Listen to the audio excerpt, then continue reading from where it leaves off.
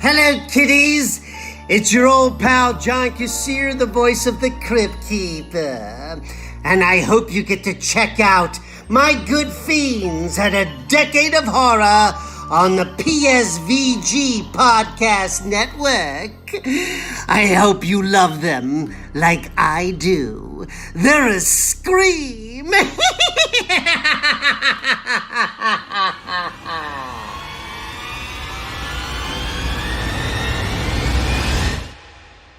They're coming to get you, Barbara.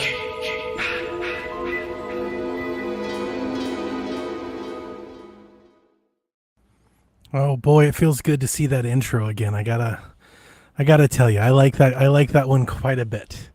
It's a good intro. Greetings, Koopalings, and welcome to PSVG's Decade of Horror for 2025.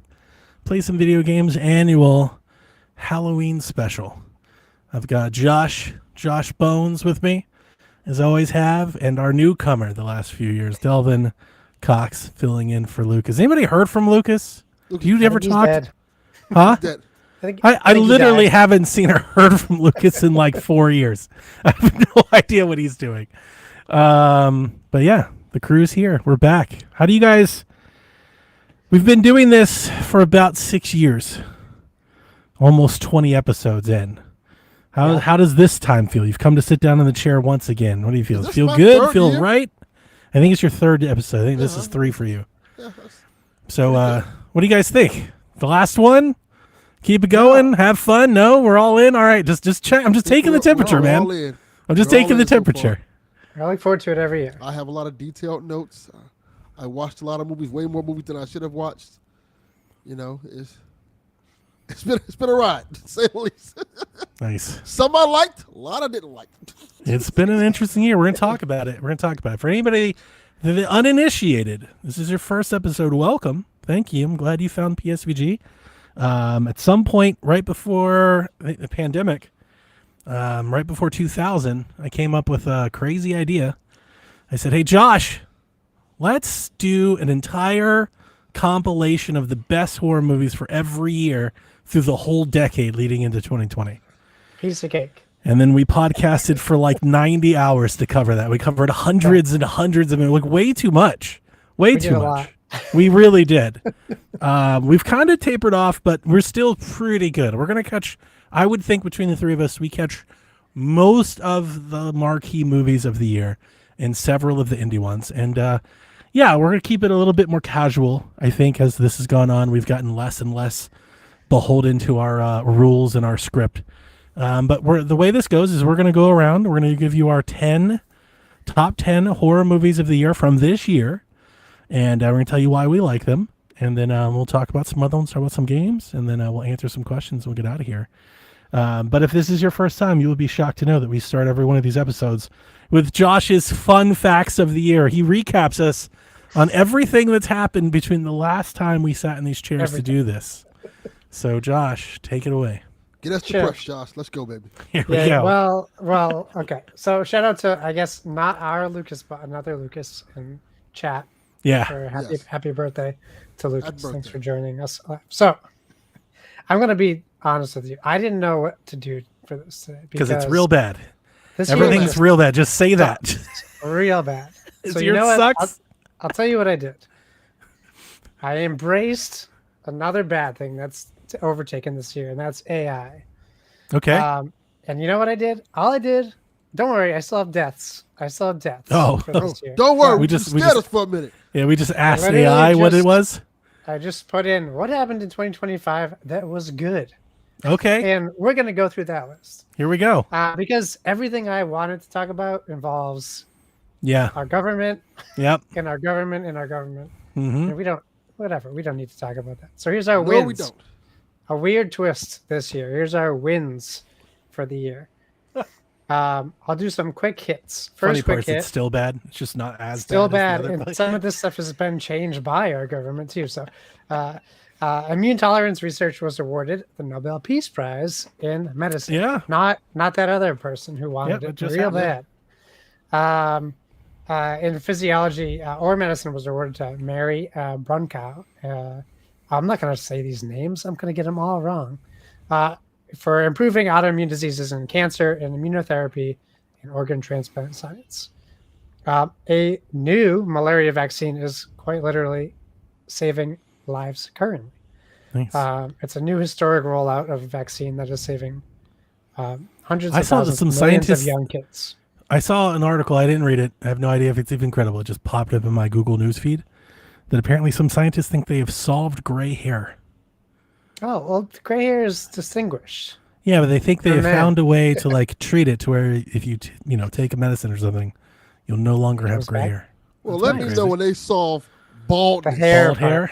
Yeah, bald hair, no hair. When we get to that part, then we can Yeah, they talk. saw that. Wigs. You Yeah, can get wigs. yeah. Got to get that piece, man. We've been trying to tell you. Yeah, I'm about to get You'll that. be fine. Huntington's disease treatment advanced so far in the UK that it is able to slow the progression by 75%, Wow. That's which great. is huge. Go humanity. You know how I know about Huntington's disease? I know House. it's terrible. That TV show House that used to come on. Oh, yeah. One of the characters had it. What's the girl name? The fine white girl. I can't remember her name. Oh, Olivia Fine Wilde. white girl. You What, remember. yes, thank Olivia you. Wilde. See, he knew exactly what I was talking about. I know what he's talking about. Yeah, she had She it on the went show. crazy. Yes. We have, GPT-5 was released. OpenAI released. It's funny that they put this on this list. Released a new upgraded version of ChatGPT called GPT-5, which includes, great, PhD level intelligence. Is that So good that's news? not There we scary go. at all. Beginning I of don't know the if end. that's good news or not. This is important to the world. The world has set a record for renewable resources, where the world has now contributed to wind and solar power has now contributed to over 40% of the world's electricity, which Nice. is a new record. We're going to do our best to stop that from happening. Yeah, here. we saw Yeah, those but numbers and we're like, how's the U.S. doing? hold our beer. Well, we were doing good. We get some protection for the Panama rainforests, which is huge. Good. Now we need to Something get that some we're protections also for trying Panama. to take down. Yeah, Like, now we need to get some protections for Panama. yeah. We have a big movement for marine life conservation in Kenya. Good. We have shut down And Marines in a lot Kenya. of poachers. Now we need to protect the I'm just going to actual keep Kenyans. doing this. And We need to protect the Yeah, actual I get Kenyans it. now. Marine life is okay, but Yeah. the people there are in some trouble. As long as they Yes. don't have rare earth minerals, they don't have to worry.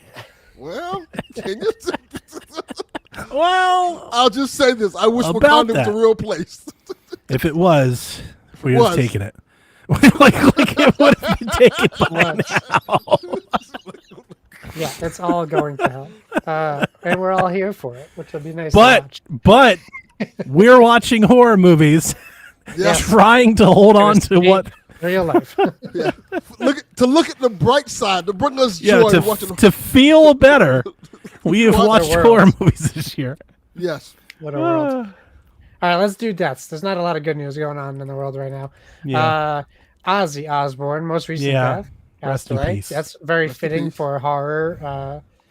Dude did a adjacency. concert like 6 days before he checked out. Yeah. Yeah. I respect A Pretty whole sure he damn knew it. concert with Yeah. everyone there. Like, he lived a full life, fuller than most could have. So I'm not going to say I feel bad. But No, to go out like that, fucking, we should all be so lucky. Like, Yeah. The rock star yeah, that he is. a king. Yeah. In brighter news, Hulk Hogan died too. Yes, in good news. Hey, don't He's get no your longer stick in the head. here. He's no longer here. That Fuck motherfucker's jobbing in heaven. Best vacation ever, Delvin. Best vacation ever. Oh boy. All right. I will. There's okay. I won't celebrate it, but I get it. Fuck that guy. No, I'm fuck that. celebrating. Yeah, I get it. Cheers. I get it. Delvin, cheers. Fucking cheers, brother. Fuck Hulk Hogan. Donnie's. I get your THC in there, Donnie. I see what you're drinking. Oh, I'm double dipping tonight. You'll see one Nice. hand do that and the other hand do this. Oh, Let's geez, go, baby. going up. Okay, we'll see what happens in an hour and a half. Does that mean I should go get a gummy now so I can keep Sure. up? That's a good Yeah. idea. Yeah, I'll do it in a minute. David Lynch passes away, also in the same vein of thriller horror. Legend. Legend. Yeah, for for sure. Terrence Stamp, another legendary filmmaker and controversial filmmaker. I'm waiting for the big one. Bob Uecker Mm. passes. Gene Hackman also That was a passed big this one. year. Yeah, that was a big one. Hulk Hogan. Did you guys rewatch any of his movies? I did. I went through like a whole Gene Hackman weekend. I watched I'm the not first opposed Connection. to it, but I didn't know. He has such great like dad movies. Yes. You know, like so many of them. Like he's so perfectly cast. Yeah, I really like him. Quick and the Dead, Enemy of the State, The Replacements, Crimson Tide, Hoosiers. These are all incredible dad movies. Like I had a fun weekend remembering and letting my son know, like kind of, you know, who he was. Because my son's really starting to get into like blockbusters. You know, he's asking me to watch like, you know, these big movies, you know, that like everyone kind of goes through. He's right in that age. And I was like, you need to know who Gene Hackman is because he was great. I just realized something when y'all said that. That's 2 members of Superman the movie Part 2 that died. That is, yeah. Yeah. Yeah. I didn't even realize that. Yeah, it's crazy. Yeah. Is that all the cast? That's a I- good portion of the I cast. don't know Superman Well, stuff that main well. cast, yeah. Yeah. Delvin, damn it. This is not that show. You're not doing it again, damn it. Okay, stop. No, we're in Every the right show lane. isn't about fucking Superman. Hey, Oh, okay. sometimes. Yeah. Diane Keaton just passed yesterday. I saw that. Was she in a Superman That's movie? Godfather, right? Godfather, She's in a lot of stuff. Annie Hall, Godfather. Yeah, she's incredible. First Wives Club, Father of the Bride, Something's Gotta Give. Yeah, I forgot all about that one. That's a Classic. good movie. Classic actress. She was so good. She was only 79. That's too bad That's because young. Does very feel like talented. old Hollywood. Young. I won't sniff Young. 79, dude. What are Well, you I'll talking give you about? I'll give you an oldie. Not for you. Jane That's old for Goodall you. is our oldie Hmm. who passes at 91 Yeah. just this month, just 11 days ago. Still waiting on the big one. The big one. Well, we'll see if we get to the big one. Malcolm Jamal Warner. Legend. Can't forget Malcolm Jamal Warner. Robert Redford. Can't forget That's Robert definitely Redford. a legend. Yeah, he was a legend. Giorgio Armani. I'm sure Favorite some Robert know Redford about that film? man. That's a Not good me. question. The Natural? Let me look up some. Redford. I guess he was more. What's his known prison later in his what did he do? The one where he takes over? The Great Escape. Yeah, that's a good one. Yeah, I think That that's is a good movie. I like The Great Escape a lot. Who am I forgetting, Donnie? Tony Todd. Tony Todd. He died. It was this year. It was between our last show and this show. Oh, it was between Correct. our shows. he died, I think, like a month after we recorded last year. Yeah. I actually have I have a fact And about. not, so Well, I can say it now. He is in a movie we might talk about. Yeah, in a we're going to moment. talk about it. we're gonna talk about Final Destination Bloodlines. But what I do know about that movie is when there's a scene where he leaves the exam room it. I was gonna talk about and that. the directors told him to say whatever he wanted. Save it. Save it. Save it. Save it. Save it. Yeah, I was gonna talk about That's that. I think that was a sweet little fact I learned Yeah. this week actually about that. Yeah. But those are our big deaths. I'm sure I missed a few, but Some of them we don't need to talk about. we don't need to talk about them all. Hulk Hogan was on that list. He's Yeah, dead. that one we He's can talk dead about. now. Celebrate. Pop bottles. Ding dong, the witch is dead. Like, I'll just keep going. Yeah. All right, Josh, thank you for our fun facts of 2025. I look forward to 2026, like in Let's so hope many we get ways. some fun things next year. Hopefully, yeah. Maybe a few How deaths do I we wouldn't mind talking think- about. How do we think 2025 fared just overall? We've been doing this for 6 or 7 straight years. In totality, we've covered almost 15 years of movies. I feel very confident in saying 1,000 movies in this podcast Yeah, series. probably. With just So, from our first series. How do we feel about this year overall? Yeah. I think it was a pretty strong year. I Calvin, it's sorry, go ahead. mid, like straight up mid. I like a lot of this stuff I watched. I'm like, this is alright. This isn't, with the exception like my top maybe. Let's say I'm gonna look at it right now. maybe 4 or 5. Four. I got four. I think I have 4 movies that I think are shelf worthy, I agree. Yeah. and none of them are like all timers. But don't you think that's like on What I par think for is an years? all-timer. I think you're probably right. Maybe it's Maybe 2. average. Because like I just- shelf-worthy is different for us than it is for other people. Correct. Yeah, shelf worthy. Not everything is shelf worthy. Usually only a couple out of the year, but like I don't know. I'm really missing that one. Like, oh, I love it. I want to rewatch it. Like, I'm missing a lot of those. I have a couple of those, but Okay. for the most part, I was like, Before we get into the criteria for our top 10 and our top 10, I always ask this every year because I think it's fun. What's your worst movie? We watch a lot of movies. Or do you know how many movies you watched overall for this year? Do you track them? sometimes I lost count of like 50. I only track them because I keep a list, so I have a running list, so I know which ones I've watched, which ones I haven't. Out of my running list, I watched 31 horror movies this year. Wow, good for I you. watched more than that this year. I watched I want to say like 60, Wow, like 60 horror movies. that's a week. That's That's probably why more than one a week. Yeah, that's probably why I'm so Wow. like, Yeah, You've watched a lot of bad ones then. yeah. Oh. Yeah, because it was hard to pick 10. Like, not hard to pick 10, but there's some that are like, oh, I guess. Yeah, I had a little bit of that too. A little bit of that Yeah. too. Okay. Uh, What's your worst Yeah. one? Whew. Either one you hated or one that you watched and it was just really bad. Screenboat. I knew you watched that Screamboat? movie. I Fucking knew you would awful watch movie. that. He watches this junk. is. He I just know. watches It is. trash. I know. Trash. I had to Did watch you- for. That's I- right down your alley. That's what I you wasn't- love. I- That's why see, you this do is the this to thing. yourself, Delvin. I don't think. See, this is the thing. I wasn't planning on watching it, but my friend has a podcast where they watch terrible horror movies, and he wanted me to come on to watch the movie with him. I So we gotcha. watched it during the whole show. This movie is fucking awful. It's like Sure. badly directed. There's scenes where the monster's not the same size as it's supposed to be. It's like who made this movie? Like it's like really really bad. It's almost unwatchable. Yeah. Okay. Josh? Oh, I'm sorry. Did I cut you off? Delvin? Did I cut you off? buddy? No. You're good. Okay. I have more, but that's the main one. We just want one. We're not going to do a podcast of our worst top 10. We could do a Just the podcast one. on worse. Easily. Just the one. That's fine. So I'll say this year and last year been rough years for me, like time wise. Yeah. I've only watched 21 new movies this year. That's good. That's Period. funny. That's So plenty. my least favorite horror movie is on my list at number 10. So Gotcha. I Okay. won't spoil it. I hate Clown in a Cornfield. I did not I watch almost that one. watched it. I hate it. Like not did I just watch it and think it's bad, and I do. I think the acting is bad. It's just bad. But I actively hate it. Like the way it goes, it goes so far out of the way to like make a point that like, and usually I really hate when things are really heavy handed, but then when they're really heavy handed and what I think is like, it's almost like they're like, this is an injustice. Like it's really not though.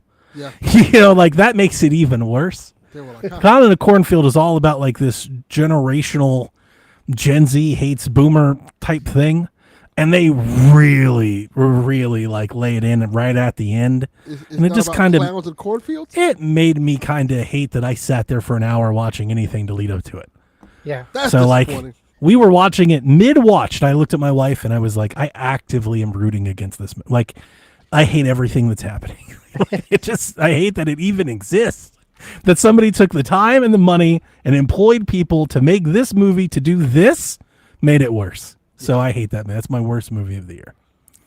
Okay, I'll avoid So I wish you, hey, give it a try. Other people that. like it. That's okay. I'll avoid It's just my point. It's too I have many several joke movies choices. on my list like that too that we'll get to. Okay, before we get into our top 10, I always ask every year, how many movies you watched, which we just did. How did you watch them? Were you doing the theaters this year? Were you not? Streaming services are you buying? Are you getting Blu-rays? And then like generally, because we do this every year, it's a nice way to check in. Like, how are your habits? Are you noticing a change? Are you doing something different? Last year, I personally went to the movie theater a lot more than I did this year. I went to the movie theater this year twice, and kind of reluctantly went twice.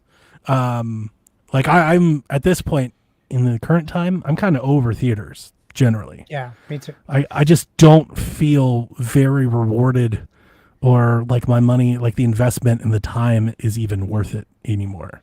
So that really, I won't say put a strain, because I got to everything I really wanted to. It's just I wasn't there when everyone else was talking about it. Like I felt like I was delayed on horror for most of the year because of that.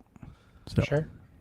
I normally don't watch horror movies in theaters because I usually don't have anybody watch me. But I watched 2 of them this year in horror or in theaters, and I enjoyed my time. I still love going to the theater. Like I still go when there's a big movie every year, multiple times a year. I like the experience of just going out there watching movies. It's been a little bit more, I guess, dreary a little bit because it's just, I guess it's the temperature of the world today. Yeah. You don't see as many people out there because theater costs are way higher than they used to be. So usually you go to the theaters, open at night, be crowded. Now it's like, it's all right. It's not full. It's like some people there. It's not like it used to be. But I still go and enjoy it. Like most of the movies, and another thing about it is I guess that a lot of these movies came like direct to video like a couple weeks later. That's another part of why it's made it easier for me to kind of write it off, because they are coming. Even like the big blockbusters, 6 weeks, 8 weeks, like they show not, and sometimes that's 6 weeks to streaming. You don't even have to buy it. Yeah, like it just pops up, So I've been living that life all year. Yeah, there was a couple movies I watched in theaters, and then next week it was like on demand. Yeah, I just could have waited a week. Yep. Yeah. Anything, Josh? I only saw one horror movie in theaters this year. I don't typically go out by myself, and if I go to see a horror movie, it has to be by myself because I don't have any horror bros around. But yeah, I think it's the same. Like it's just so quickly available to stream, either by rental or on a service, that it's worth waiting for. I think there was like one movie I had to see in theaters this year that was horror. Well, technically 2, but I was only able to get out to 1. And I still like the COVID. Experience, but I was in the theater by myself, so it wasn't even day and date movies during COVID. Yeah, yeah, and like I do like. I think I was right. You was right with your first answer. I miss COVID. Like I miss COVID. not being able to go out. So much. Just stay Like in the house, honestly, shut I'm the happy. fuck up. I'm happy to pay a premium to stream it at home. It's at this point, it's an inconvenience. Yep. And I don't even care if the cheaper. premium's higher than it was. Like I think it was like $20 or $25. Make it $30 or $40. I'll still stay home. Yeah, it's still cheaper in the long run. It is if I'm bringing anybody other than me. Yeah, yep. If it's like $20 to rent, I just buy it for $25. Like whatever, fuck it. Yeah, I if don't you own own it. Yeah, the if you own it. I'm sure you guys are exactly the same, because I feel like this has been every theater for, I don't know, 10 years. But my theater legit has like 30 minutes of previews now. Like legit. I don't mean it. I mean every bit of it. It's gotten 30 so minutes, bad. like a whole half hour It's gotten so bad that AMC now tells you, hey, to we show have up 30 late. minutes. Yeah. They tell you to show up late. Like, hey, Why we don't have they 30 just minutes tell to- you the time the movie starts instead? Like we've had to factor that in now. Yeah, Yeah. they Yeah, tell you don't- straight up like, they say, we have 30 minutes of theater That's crazy. previews. So, all right, let's get into it.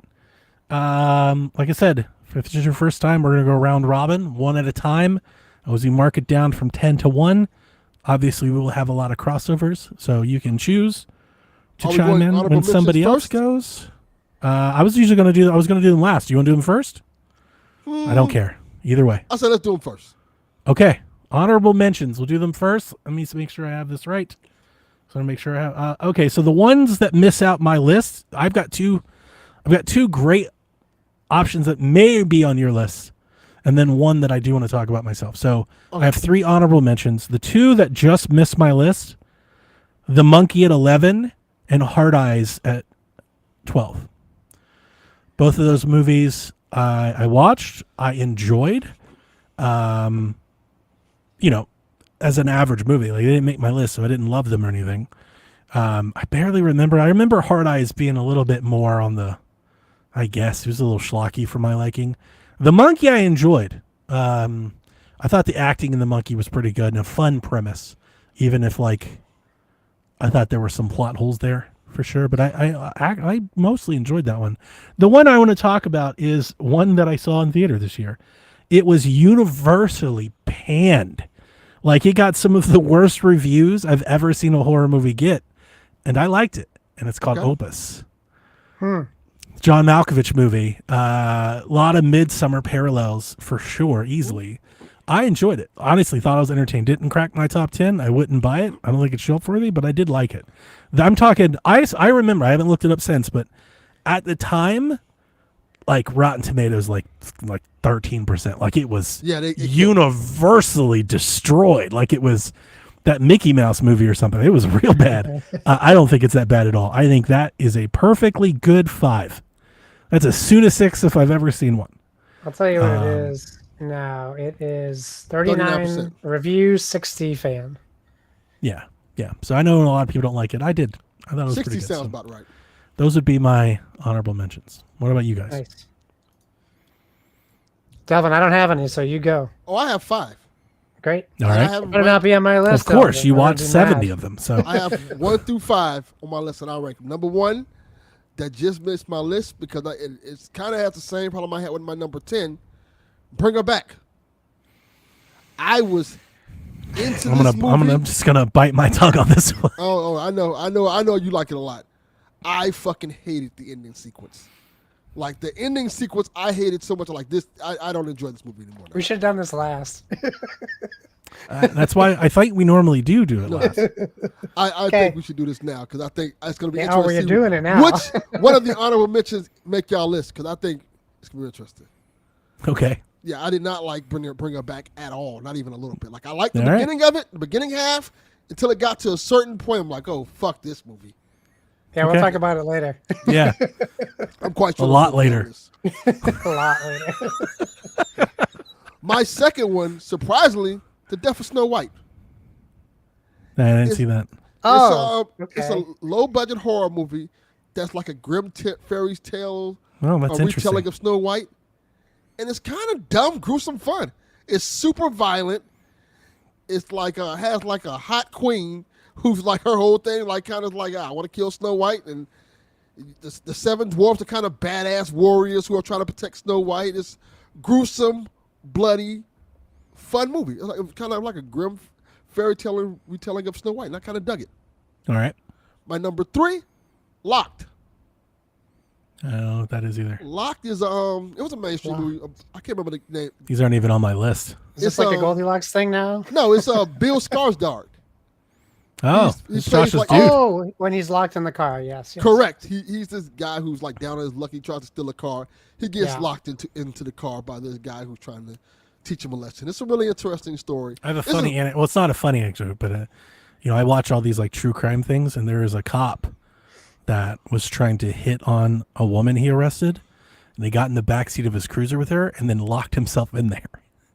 So there's body cam footage of the other cop coming to let him out and him trying to lie his way out of it. He got fired and everything happened. They got course, sued. It he's was an idiot. totally worth it. Good. But it was, that might be the inspiration for your movie, though. Probably. My number 4 is called Ash. It's like which I didn't see that many. Ash. I wish it was Ash. Oh, okay. Sorry. Aaron Paul, right? Aaron Paul is like a psychological sci-fi thriller movie. Yeah. It was okay. Yeah. In a year where I didn't really get any sci-fi horror movies, I was like, all right, this is good enough. This is enjoyable enough. Yeah. Yeah. And my number 5 was Until Dawn. Has nothing to do with the fucking game at all. But it's a dumb, fun horror movie that I kind of like, all right, this is good. I'm glad you brought that one up. Yeah. I do have an honorable. I messed up my list, and I do have an honorable mention. And I just Okay. want to say it now before we move forward. It's Death of a Unicorn. That's my Oh. honorable mention. Oh, yeah. The Paul Rudd movie. I Right? didn't watch that one. I didn't watch it It's either. it's only honorable because it's like barely horror. It's like fun. It's funny, but it has That's why I horror didn't watch it. elements. I thought the horror But thing it's- was a stretch, it's and a lot fun. of the reviews were saying that. It's certainly not So- hard. It's barely thriller. It's more comedy, but there's certainly it's definitely inspired by Ready or Not and things like that. Ooh, I like that one. Okay. All right, we ready to get into it? Let's get into it. I submit to you my number 10, The Conjuring Last Rites. Oh no. I watched it last night. I'm liking where this is going because our lists are all going to be different. I do. We and Delvin already talked on Shaq this morning. I don't know if you agreed, if you thought of this at all, Josh, but we both agree. I think our lists are going to be more different this episode than maybe ever before. Ever, yeah.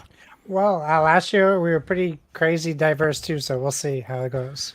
So, The Conjuring Last Rites, directed by Michael, I think Chaves. I don't know how to say his last name. I think that is a perfectly fine Conjuring universe movie. Not amazing, not awful. And to throw, because it's my number 10 movie, I did like it, but I'm going to talk about it in a way that makes it sound like I don't. So before I get there, I would like to just say, out of this director's input to the Conjuring universe, I think this is his best movie. Because The Nun sucked, Nun 2 sucked, The Devil Made Me Do It sucked. I think all of his movies, like, not just are bad, like, they're the bottom of this universe. I don't think this is at the bottom. I think it's somewhere squarely in the middle. Okay. I think it does Conjuring things very well, right? So, like, if you are a Conjuring fan, I am. Great universe. I've loved being on this ride with them the last decade. I think this movie fits in right next to the other two. The Conjuring 1, 2, and then this one. That's a nice little trilogy there. A lot better than The Devil Made Me Do It. So I'm a big fan there. I liked a few scares. Some of them felt a little hokey, but the movie was fine, scary, well acted. Obviously, Vera Farmiga and Patrick Wilson have absolutely crushed these roles of the Warrens. And they've made these, to be honest with you, if you've never looked into it, kind of awful people. They've brought a lot of warmth and a lot of good to their names with these performances. I'm very happy to see that this is supposedly, as the bill, the last time we will see the Warrens. I don't know if this is the last Conjuring movie. I'm sure it's not. I've seen rumors. Another Nun movie maybe in the works, which I'm like, why? But it sounds like they won't do another Annabelle, but for some reason they're going to keep going back to the fucking Nun. I don't know if the universe is over, but this definitely feels like the end of the MCU, right? The next era of the universe will be something else. Okay. This is the end. I wanted to move it higher up my list because I did enjoy the ending. Now, it's not a horror movie ending. It's just a really nice, everybody hold hands and be happy ending. But it was nice to see James Wan and the other supporting characters and the other characters in the other movies there. It just was a nice, warm and fuzzy. We've all been on this journey and ride together for a decade, and it did come to a close. Again, it's a perfectly good horror movie. It does horror movie things. It's nothing you haven't seen any time before. Like it's just kind of played the hits. Might be a little long. There's a little love story. It's just like a little warm and fuzzy for a horror movie, and that might be why it's only 10 on my list, to be honest with you. When I watched it, I originally had it at 8. And then as I sat down yesterday to refocus, I was like, no, I don't think that's fair. And I dropped it to the 10th spot. So maybe some recency. I did just watch this one, so maybe it's just too fresh. But that's where I landed on that one. Okay. You guys can comment, or we can save it until you bring it up. I'll save it. Okay. Delvin, you're up. My number 10 is a controversial one. It's the movie Him. Okay. Kaiju's worst. Yeah. I'm going to tell you straight up. Him is a convoluted mess. Like it goes everywhere. But the thing I like about the movie is, one, Marlon Wayans is acting his ass off. And two, I think a little bit of it that I enjoy about the movie is the fact that it's kind of touched on something I know a lot about. In terms of that being that guy, because I have family members who've gone through this, who being that guy who's that top prospect in a sport, and the sacrifices they have to make to become quote unquote him, that guy. And it's I think this kind of tells like a darker tale of, it's a metaphor for how far you're willing to go to get to that number one spot. Sure. And when the movie is on point with it, it's really good. It's like, hey, how far are you willing to go? What are you willing to sacrifice to get to the top. And yes, it does a darker take on it. But I really appreciate the different aspects of it. Like, Interesting. Marlon Wayne's character being this kind of Tom Brady-ish figure. And then you kind of, as you're going through the story, you see what that person has done to stay on top as he tries to teach his replacement, hey, this is what you have to do to get on top. You have to be cutthroat. You have to be ruthless. And you start seeing all sides of like the sports aspect in terms of like how this character like has this loving girlfriend at home, but then all of a sudden he gets in this kind of brink of fame, and they start throwing the white women at him and stuff like that. And like, okay, I see where they're going with this. It's a lot of little aspects of the story that I really like the father that really wants his son to be the greatest football player ever. And the movie touches on the things I really appreciate, and also it touches on the sacrifices that not only the person has to make, but the family has to make for that person to get there, because it's a sacrifice on the family and what they expect out of you. And a lot of those things, those are really good moments in the movie. My only problem with it is that, my problem with the last movie, the ending falls flat, like really bad. It's like it becomes a convoluted mess, and like you after at the end of the scene, like what just happened? Why did this happen? How do we go from here to here? And I found myself asking myself, why did you make this direction? And now looking back, because I read interviews about it, they explained some of the parts of the movie, but there's apparently an alternate ending that I want to check out, because they said it explains it's a very different ending that I think I want to check out to see what direction they was trying to go into with this movie. But overall, I thought Him was an okay movie. But like I felt about a lot of the movies I watched, they were just okay, until I get to my top 5. But then, Him was good, not good enough. Doesn't sound good. Yeah. And I was excited for this movie. You really were. It's very disappointing. Yeah. That one stayed off my list because the few channels that I do follow for horror movie coverage really lambasted that one pretty hard. I think it's going to be a movie that like 5 years from now, be like, you know what, that movie wasn't that bad. I'm going to catch it on Tubi one day and be like, it wasn't that bad. Yeah. Right. Yeah, that's why I didn't see it, because I thought the same thing. That was like my general impression. So I was like, I'll wait for it to come in and hit streaming. Yeah. Josh, you're up. Hey, my number 10 is, wait for it, Until Dawn. There it is. There it is. Gotta put your notes in, Delvin. I don't disagree with Delvin. It doesn't. It only has something to do with the game, based off of one scene. I didn't watch it because it had nothing to do with the game. Yeah, and I was like, I'm not interested. There's one scene that is ripped from the game, but it doesn't fit with the context of the movie. And then there's also a mask that's used that's in the movie. The Wendigos are present, but they're not present like they are in the game.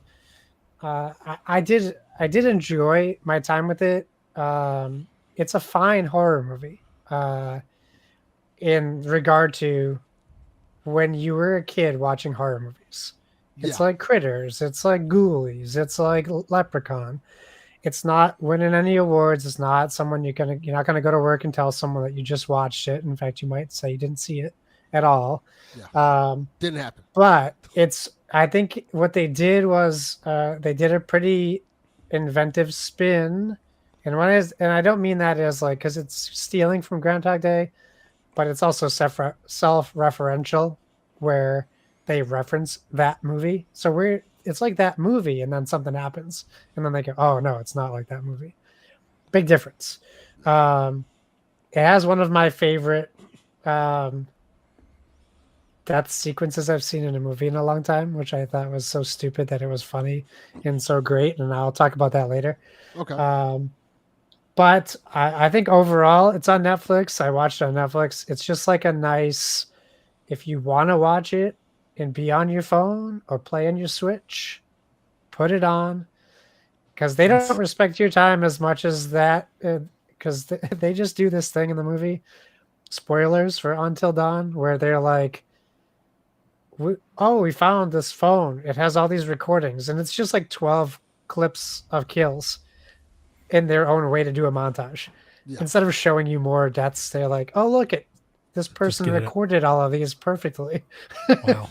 Let's watch them all happen. And it was like some of them were funny, and it was just kind of a lazy plot point. But overall, I enjoyed watching it, and I think I gotta say, I want to get her name right. I think I liked my number 10 a lot more than you guys liked your number 10s. Yes. I feel like my list is going to be more positive than yours.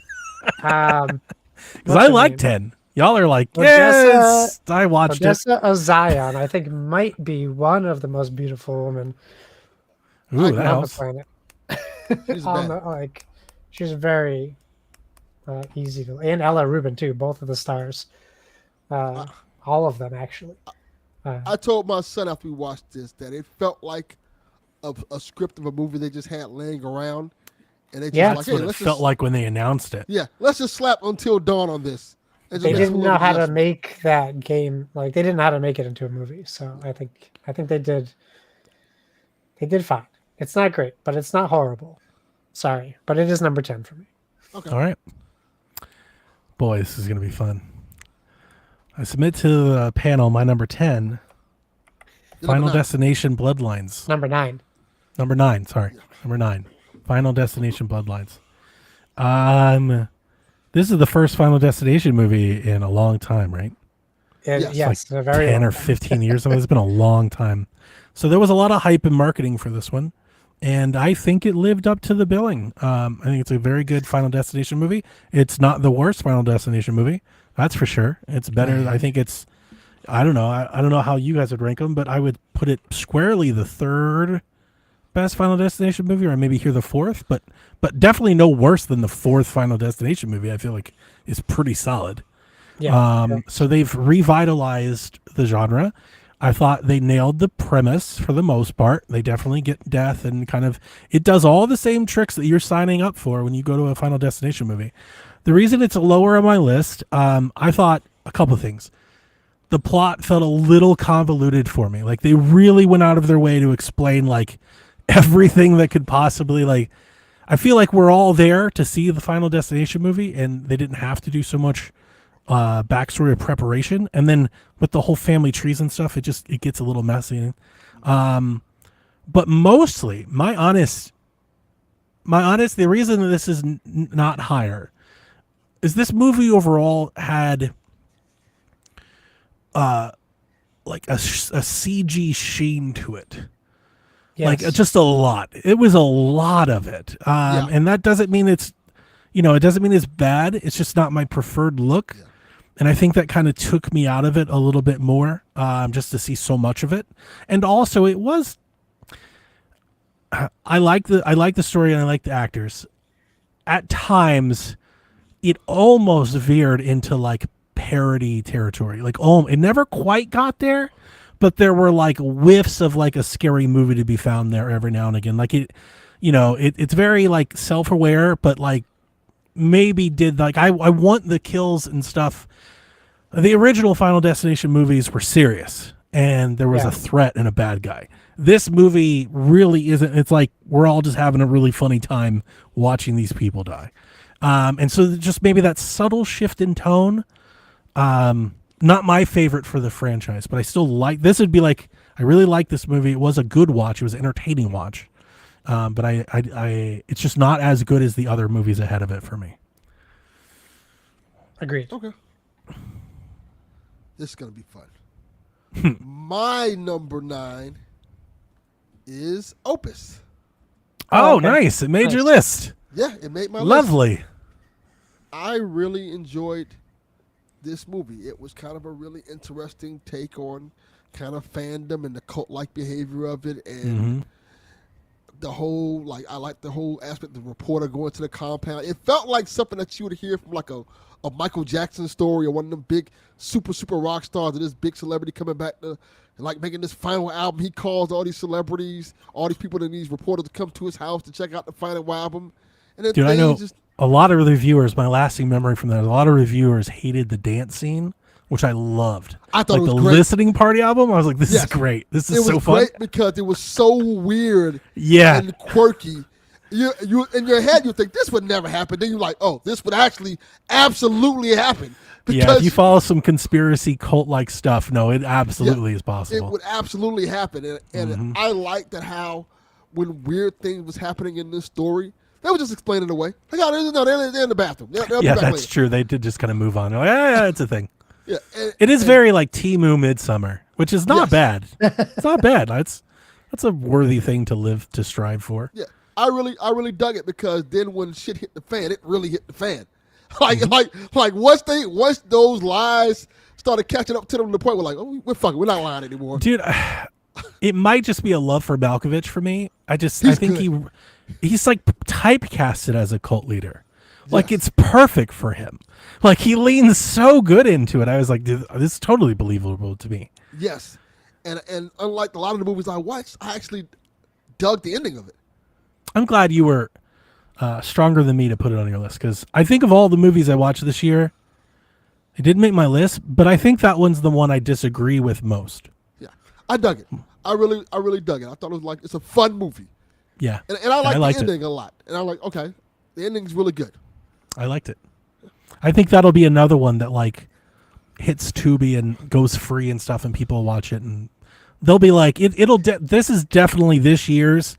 You know, it's not as bad as people said it was. Correct. That is Opus is that movie this year for sure. Yes. Maybe I'll watch Hey, it. It's on Josh. HBO. It's on HBO Max right now. Maybe I'll watch that. Cool. I love Io, so I really wanted to see that. My number 9 is the Space Monkey. Ooh. A monkey. I like the Yeah. monkey. I think it's very funny. I think it's not very scary. It's also No. very much like a Final Destination movie. Yeah. It was like a good one. Yeah, it was. Yeah. It was. I was very enjoyable. I really like the main lead, who plays twins, Theo James. Also has Tatiana Maslany playing the mother. I really like her. Our very own She-Hulk, or Orphan Black, if you will. But yeah, I think it was cool to see like this main character have like a devious side and like a goody two-shoes side, and Yeah. see how that plays out, and the family dynamic of it all. But really, I think it's some pretty inventive, fun kills and a pretty funny story. It's a Not neat to be premise. taken seriously, great ending. Just really, I really did enjoy it. Just not as much as the movies above it. Okay. I'm eager to know if my number 8 is even on your guys' list. Okay. And that is a movie called Dangerous Animals. I'm familiar with this movie. Jai Courtney, right? Who? Yes. And then the female lead, I don't know her. Hassie Harrison? I don't know Harrison? her. She's in other things. She's terrific. This is a Hassie? Sean Byrne film, and I don't know him. That's what I wrote down. Sean Byrne ? Never heard of him. She's from Yellowstone, Dad Show.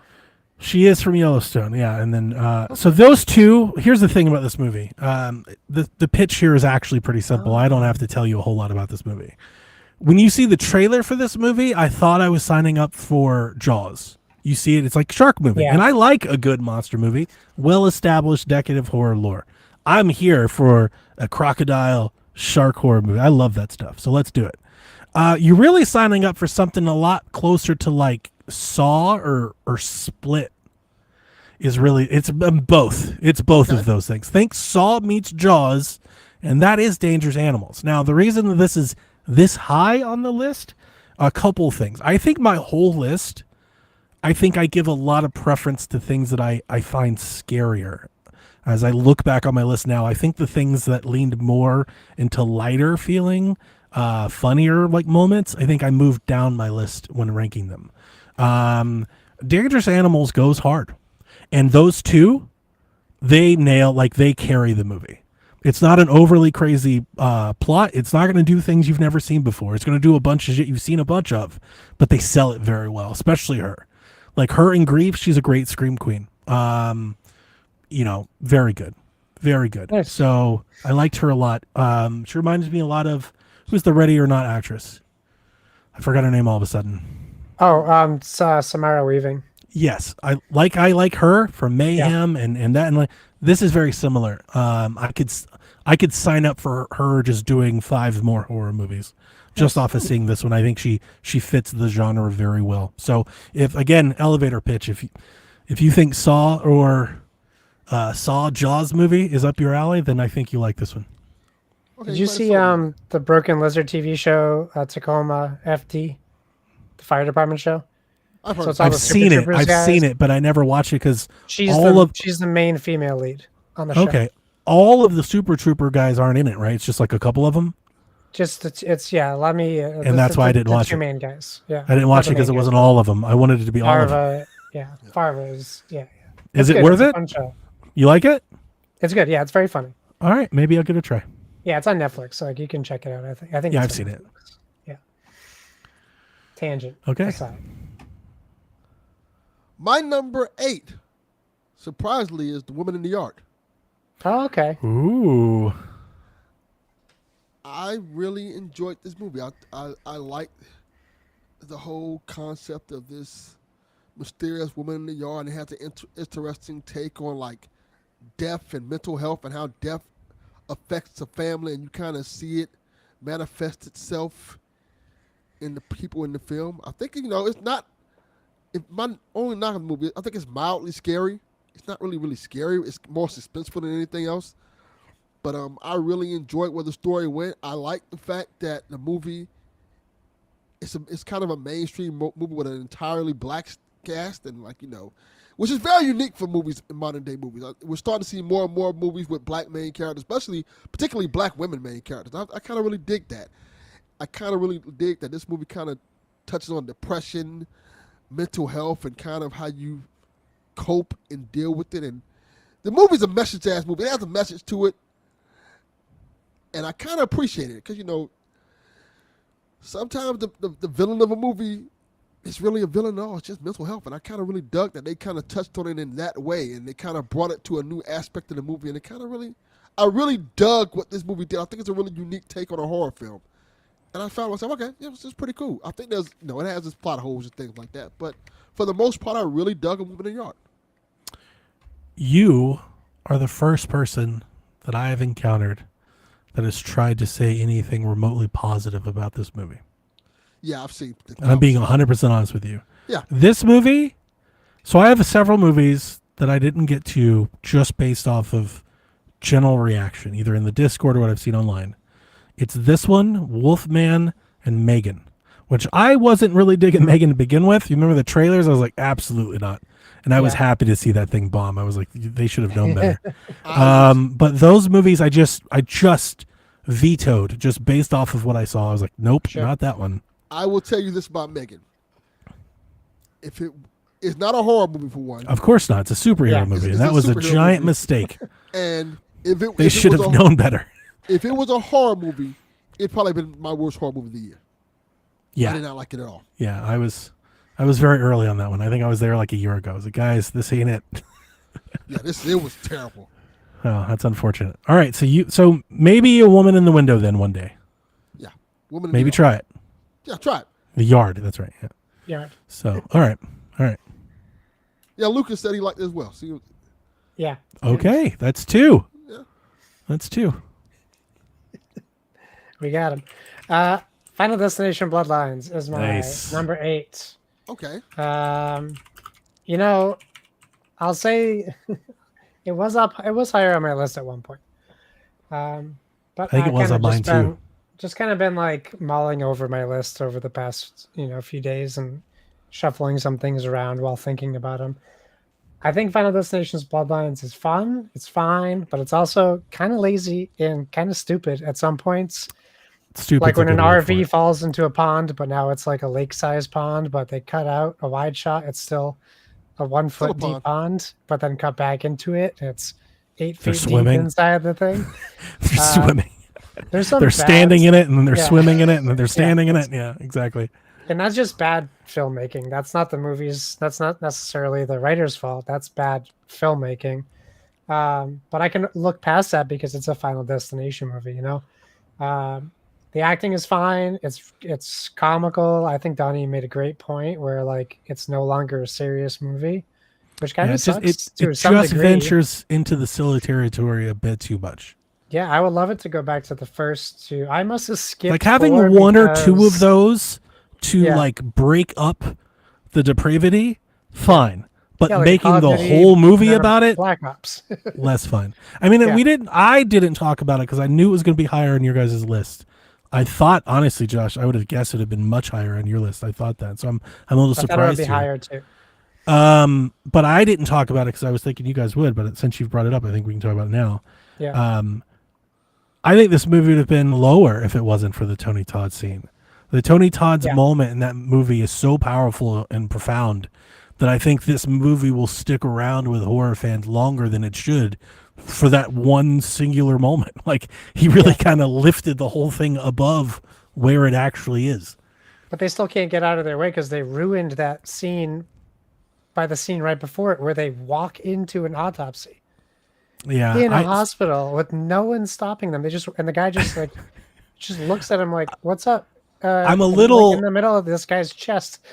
It was higher on my list, and then I realized that I'm only putting it up there for Tony Todd's moment. Yeah. And if I was to strip that away from it, like I'm bringing it, like it's been falling, Yeah, like down ever to since.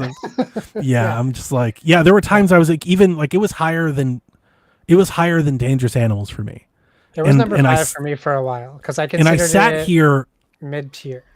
looking at Dangerous Animals, and I was like, it's a better movie though. Like Final Destination has more star power, has more marketing, and has more name and panel, but this was a better horror movie.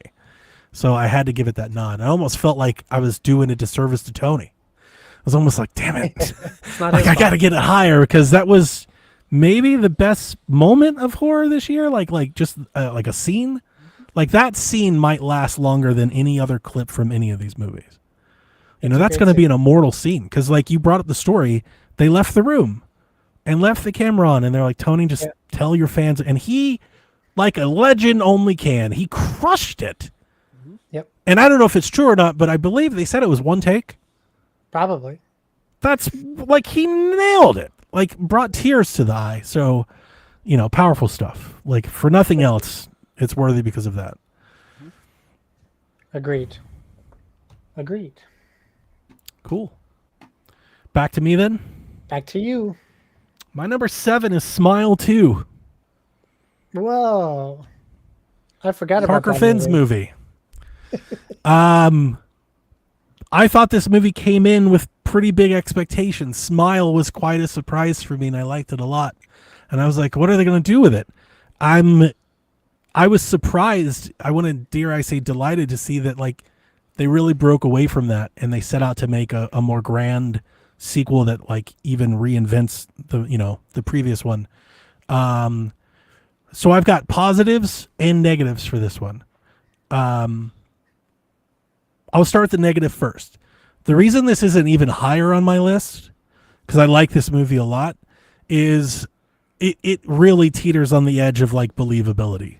There's a lot of plot holes, or even not plot holes, just the willingness to suspend disbelief. Like her descent into madness several times in the movie, it's even hard to follow what's real and not because they keep going back and forth. And I'm fine with allowing that like to be fun. Like it's fun that you can do that, to like even bring that up. You know, it also does feel cheap. And for me personally, I'm not going to like that as much as I think as other people, even though I think it ultimately did well. The star though, Naomi Scott, my favorite singular performance from an actor in a horror movie. This like absolutely nails it. Just crushes it. She's so good. And the movie is good. Great scares, brutal. Several scenes. We have a kill scene of the year. I think this movie has a contender for that list for sure. It's pretty brutal. Very bloody. One of the more bloody movies on my list in total. So I liked it a lot. And that is my number 7. I forgot we didn't talk about this movie last year. Yeah. You're correct. Came out later in the year. Mm-hmm. My number 7 is Final Destination Bloodlines. Hey. Okay. Wow. Maybe not as diverse as I thought. 987. Yeah, maybe not as crazy as I thought. I really enjoyed this movie because it was just a ridiculous, dumb, fun horror movie. It was dumb. It took like the plot points of the other movies and like, fuck it. We're just gonna make Death a messy bitch. That's kind of what it was. Death was like fuck the rules. We'll just do what we want to do. We'll just go out for the kills. I'm like, this is nonsensical, silly, dumb fun. Yeah. And I think at the time when it came out, I needed to watch a movie like that, and this kind of hit the spot. Like, oh, this is fun. And the Tony Todd scene was very emotional. It was very It was killer. touching because it was him talking to his fans. Like these are my last moments. Very rarely do we get a moment like that where an actor gets to tell us goodbye. Yeah. So seeing it in this movie kind of meant a lot. Tony Todd's a legend, man. He's like, Grodd, Zoom. Like he's played so many. We just watched horror Return of the Living icons. Dead, or Night of the Living Dead, yeah. the '90s remake, the '90 remake, the Savini make. My wife and I, we just watched it for the first time, and I was like, "That's Candyman." Like he just thought she was like, "Oh yeah." He's done so many like iconic horror roles with the voice. He has probably one of the most iconic voices in cinema history. Like he's up. Yeah, that's true. Facts. Like anytime you want some like dark brooding character, they get him in. And having that moment, it was like really special.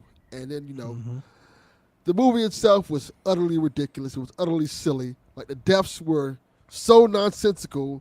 The fact that you're following this coin around, the coin is See, that part I didn't mind. It was Yeah. just No, the that's like general normal tone. kind of yeah. Yeah, no, the deaths are awesome. Yeah. I just wish the tone was a bit more serious. It's like for me, it's like if you're not going to take it serious, then I can't take it serious. And that was the thing. And That's you're why I right. It liked is just silly and Just dumb. things. Like the coin was the actual villain of the story. Like anytime you see coins, you're like, oh, motherfuckers are gonna die. Yeah, they were pretty inventive on that part, Yeah. Yeah.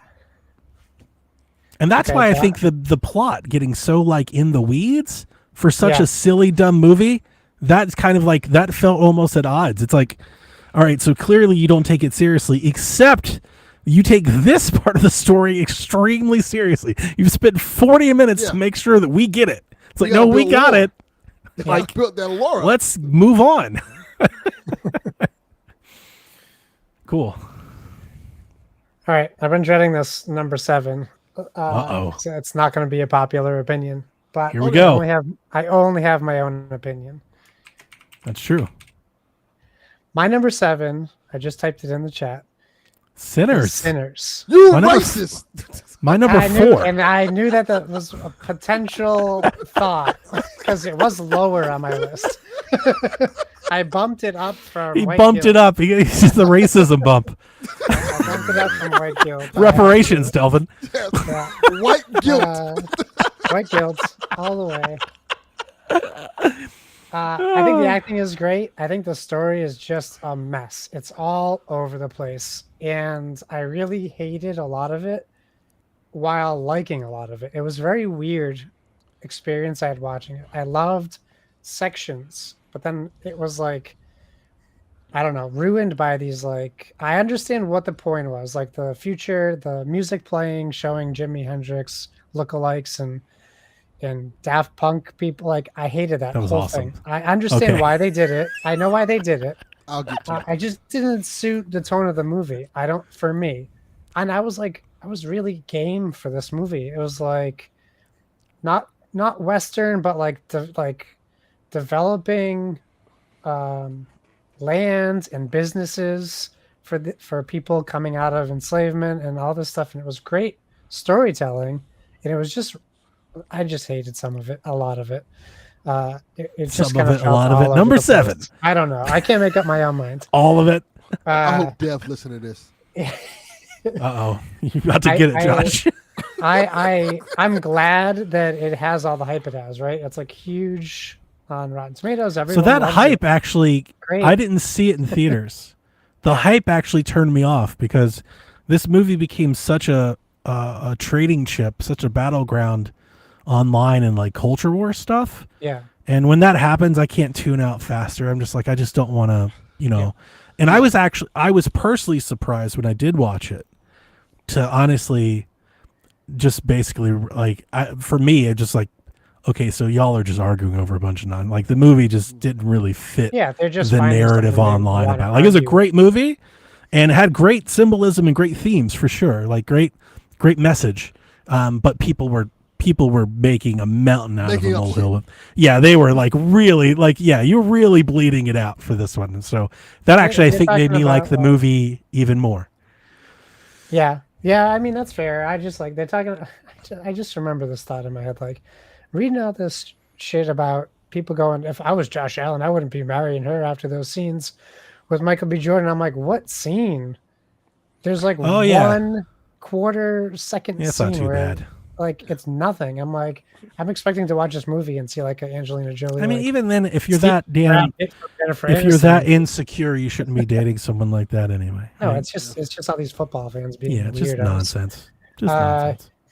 And I hate Josh Allen. He's the Buffalo Bill, but I still don't think he should have to worry about anything from his wife from that movie. Maybe from Dickinson, but not from that movie. Because, anyways, it was fine, but it's number 7 for me. I'm not that far away from me. I'll go ahead. I'll throw you a little cover fire here. For me, it was number 5, and I'll save more for when we get there. Cool. Yeah. Sorry, everyone. Sorry to disappoint You've let everyone down. all of my non-white friends. I'm so excited to talk about my next one. Okay. So this is for me where things get to be a For little number 6. for number 6. Things become slightly shelf-worthy now. Oh. My number 6 is The Ugly Stepsister. Oh, I wanted to watch this so bad. Have either heard of it you was so watched good. it? I have not watched this. Oh, no. I really, really wanted to watch it. All right, here's my take on The Ugly Stepsister. Of all of the IP horror movies that we've had, which is not a high bar, this is profoundly the best of them. Delvin, you keep watching Winnie the Pooh and Mickey Mouse. Like, this is the one you should watch. So this is like a Like Game the Bill movie, like the movie that you spoke of earlier, this is Cinderella. 7? Okay. It's a horror movie based on Cinderella, more like like the Brothers Grimm Cinderella. What makes this really great is that it's called The Ugly Stepsister because it's being told from the vantage point of the stepsister, and it plays with that. So Cinderella in the movie, she has a different name. It's not Cinderella, but the girl Cinderella is this beautiful, big boob blonde that everybody wants. I'm in. Right? So everybody's like, the prince is going to love her. The stable boy loves her. Like everybody that, cause like she's just perfect in every way. She's the best at dancing. She looks the best. Like her life is unbothered. Right? So that's Cinderella. The protagonist of this movie is this ugly stepsister, and she's got freckles, and her curls are bad, and she's got braces, and she's living up to try, like she's in love with the prince. She reads his poems. Like she's so overtaken. She wants it so bad. Delvin, the things you were talking about with him, like the lengths you'll go to when you want something so bad. Yes. Like, and then you add love on top of that. And it just puts us in a place, it puts us in the shoes of a character that will stop at nothing. And she doesn't. And so this is a body horror film where all of the body horror that you could expect of a time like that to make yourself prettier is happening. And of course it devolves in the worst ways and becomes truly horrific. Okay. I say all that, like, love the story, love the acting, everything is carried very well. This movie exceeds in its presentation. It nails the look. It's got that Victorian like film grain, the costumes, everything's very ornate. It's not bright. It's very dull and muted. So it's very, don't think Cinderella, think something more like Scrooge. And it's a horror movie. It's like honestly, this is what Nosferatu wanted to be. And I don't know if that's a stone at your guys' list, but Nosferatu did not make my list. I wasn't super into it. And I liked this one way more. I loved, like, this movie was really good. Okay. So I'll put it on my that list one's to it watch. for me. Wow. I will watch this movie. It was on my want to watch list. I Just will didn't get say around to it. this. Thus far, I'm happy the list is turning out this way because it seemed like, with the exception of like a couple, we got a lot of different ones in there. So a lot of choice for people to pick from. Only Yeah, one and it's just to duplicate so see if far. my next one is even on your guys' list too. And my number 6, I don't think it's on anyone's list. My number 6 is Mr. Crockett. Nope. Have either of you heard of this movie? No. Nope. No. Okay. You haven't Mr. watched Ugly Stepsister, but you have seen Winnie the Pooh, I'm the gonna Mouse, get and now Mr. Crockett. Like, Mr. Crockett. Oh, I know what this is. This is Yes. the Hulu thing. It's a Hulu horror film that came out late last year Yeah. about this this VHS tape. That's a children's VHS tape. It's kind of like Five Nights at Freddy, where Oh, okay. when a kid if a kid watches this tape, Mr. Crockett comes out and murders the kid's parents who are being neglected to the kids and takes the kid away. It's a really dark horror movie because it deals with it deals with abuse and things like that. And I kind of really dug it. It's like it's set like in the 90s, sometime like 93 or something like that. So it's really cool, because it does on the themes like that. It has like almost a Candyman feel to it, and it's predominantly black cast. Mr. Crockett is this guy who's like this creature who I don't want to spoil things about it, but he comes out of the VHS tapes and he takes the kids with them to this magical land that's inside the VHS tape where they can kind of be in the land of milk and honey, having fun and being part of the cast of the VHS tape. And it's about this mother trying to get her son back. And what I like about the movie is that it's dark. It's dark. It's fun. It feels like how a Five Nights at Freddy movie should feel. It's very gruesome. Like Mr. Crockett is fucking people up in this movie. And I just really enjoyed it. It was a really fun horror movie that I was kind of excited to watch, and I really enjoyed it a lot. Mr. Crockett. So if it's not on your list, you should check it out.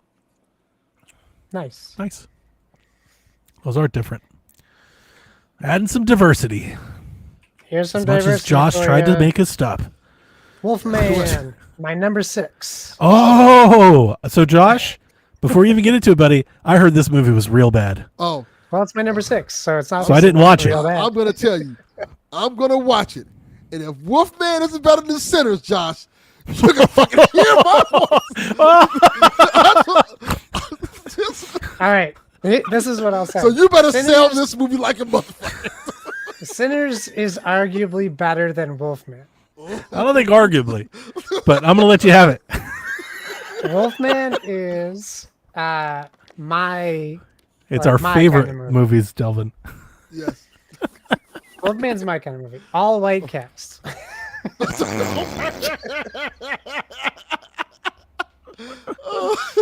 I'm just nailing it in my own coffin. Oh, Yeah. man. Kidding.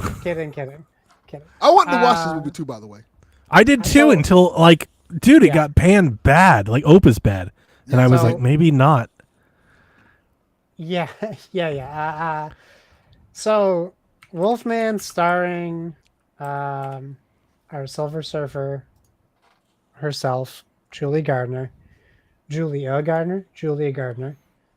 Won't be the first time she's on my list today, obviously. Directed by Lee Wanell, who you know from Saw and you know from Invisible Man.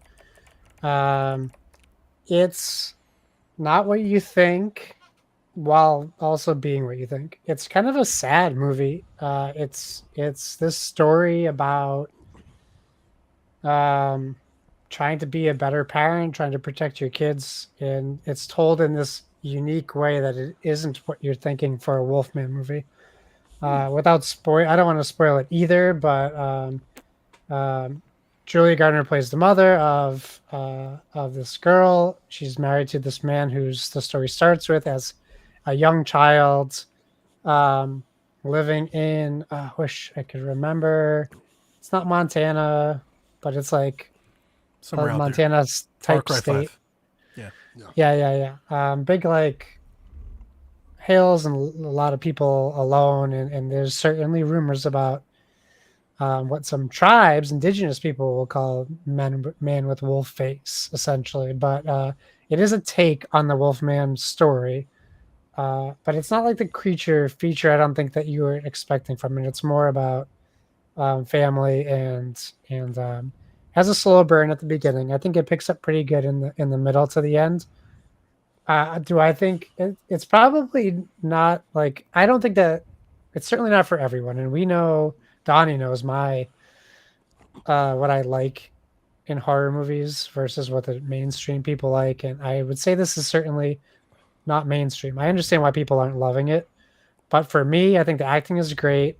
I really like the story. It's a unique take on the Wolfman, and I was curious. Like, it kept my attention the whole time, and there weren't any there wasn't anything that took me out of it. And like, that's my biggest complaint about Sinners is I was taken out and brought back in so many different times. I just was not having it by the end. This one was just a very fun watch, and it takes itself seriously. So like, I've had a lot of movies already with funny stuff in it. This was just like my first like full on, no joking, really straight on thriller. So I liked it a great deal. Good. Nice. And she's great. Nice. She's great. Number 5. This is probably my last departure because the next 4 are definitely on your guys' list. I think we've yet to get to a few movies that are, that I think are all going to be on our next couple lists. So, my number 5 is Presence. Oh, Okay. nice. Either of you watch it? I have not I watched did not this see it yet. Damn it. No, that's it's a good. Soderbergh, Diversity. it's a Soderbergh movie. Fame from Ocean's 11 and Magic Mike, venturing into the horror realm. Yeah. All right, so off the jump, it's a horror, not horror movie. Yeah. It's a horror movie. It's about a haunting and a ghost in a house. Like, that's a horror movie, but it's not a horror movie. It's a family drama about grief and coming with that. Not usually. I'm kind of like, I think this sort of setup has become a trope in horror. I've talked about that many times. Like, I think it was very novel a few years ago, and it has just been bludgeoned to death since. every other movie. Every damn movie. It's like, oh, the real horror was the trauma. Like, we've seen a lot of this. This doesn't set up that way because you don't really know that until the end. So, like, it's a ghost movie until the end. And then I think that reveal was really good. This is an interesting movie for me because, like, I could easily move it down my list because I think the acting was pretty stiff. I remember the first time I watched it, halfway through the movie, I was like, God, this is bad. And that's like Lucy Liu in it, who I love. And, like, the acting overall was just like, it's pretty bad. But it comes together. And at the end, I just felt very satisfied. I was like, this was fresh.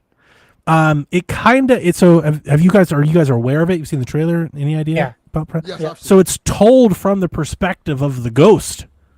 So it's got that like that first person villain. What was that movie? The Friday the 13th movie that did that I can't a couple years ago. It's kind of got like that gimmick. So it's that, but just done much better. And like I said, I think it just might be like, I like how the whole puzzle fits together at the end. And then when it does, and then the lore they set up to get there, like, it all kind of makes sense, or at least it clicked in for me. Maybe I'm just dumb and didn't notice it the whole time. But it clicked in for me in a very satisfying way at the end. That the whole time I was watching, I was like, what is going on? Where are they going? And then to get there and be like, oh, I liked it. Honestly, it's a very pretty movie. So it's just very, like, maybe not pretty is the right way. It's very intimate, very cozy, very at home, which sells that movie well. I think it's just freshness. If anything else, this is the most fresh movie, I think, on my list this year. This is the most, I haven't seen something like that pick, and I like it. I like Presence a lot. I think Presence is a great, like, wife pick. You know, not wives can't like horror movies. I know that's a stereotype, but, like, for my wife, she doesn't like a lot of horror movies, especially the ones that get real gory. This is a great pick for somebody in your life that wants to do something horror for Halloween but doesn't like scary movies. This is a great pick for that. Okay. And I generally like it. So that's why it's was that number 5? Yeah. That's Number your 5. My number 5 is The Conjuring: Last Rites. Ooh. Okay. I really enjoyed this movie. And full transparency, this is my first Conjuring movie I watched. Oh. Well, you gotta fix that. Wow. Yeah, I've never Delvin, seen you've done this completely the wrong way. Yeah, I saw the trailer. Like, this looks actually interesting. I feel like you've missed so much because you haven't seen anything else. Yes, and I like this movie so much, it made me want to go back and watch the other ones. Nice. Not all of them, hopefully. Just the first two. You don't have to watch The Nun. Like, you can skip that one, man. Well, I wasn't watching that one. I was just going to watch And, the one that are The Conjuring. And Annabelle, you can watch. You can skip that one too. Okay. Annabelle Creation and Annabelle Comes Home, good. The other Annabelle, not so good. Don't. Okay. You can pass that one over. I really dug the story of this. It's kind of the story of like family and legacy and the whole concept of that, and like not necessarily building. Oh God, Delvin, I hate this.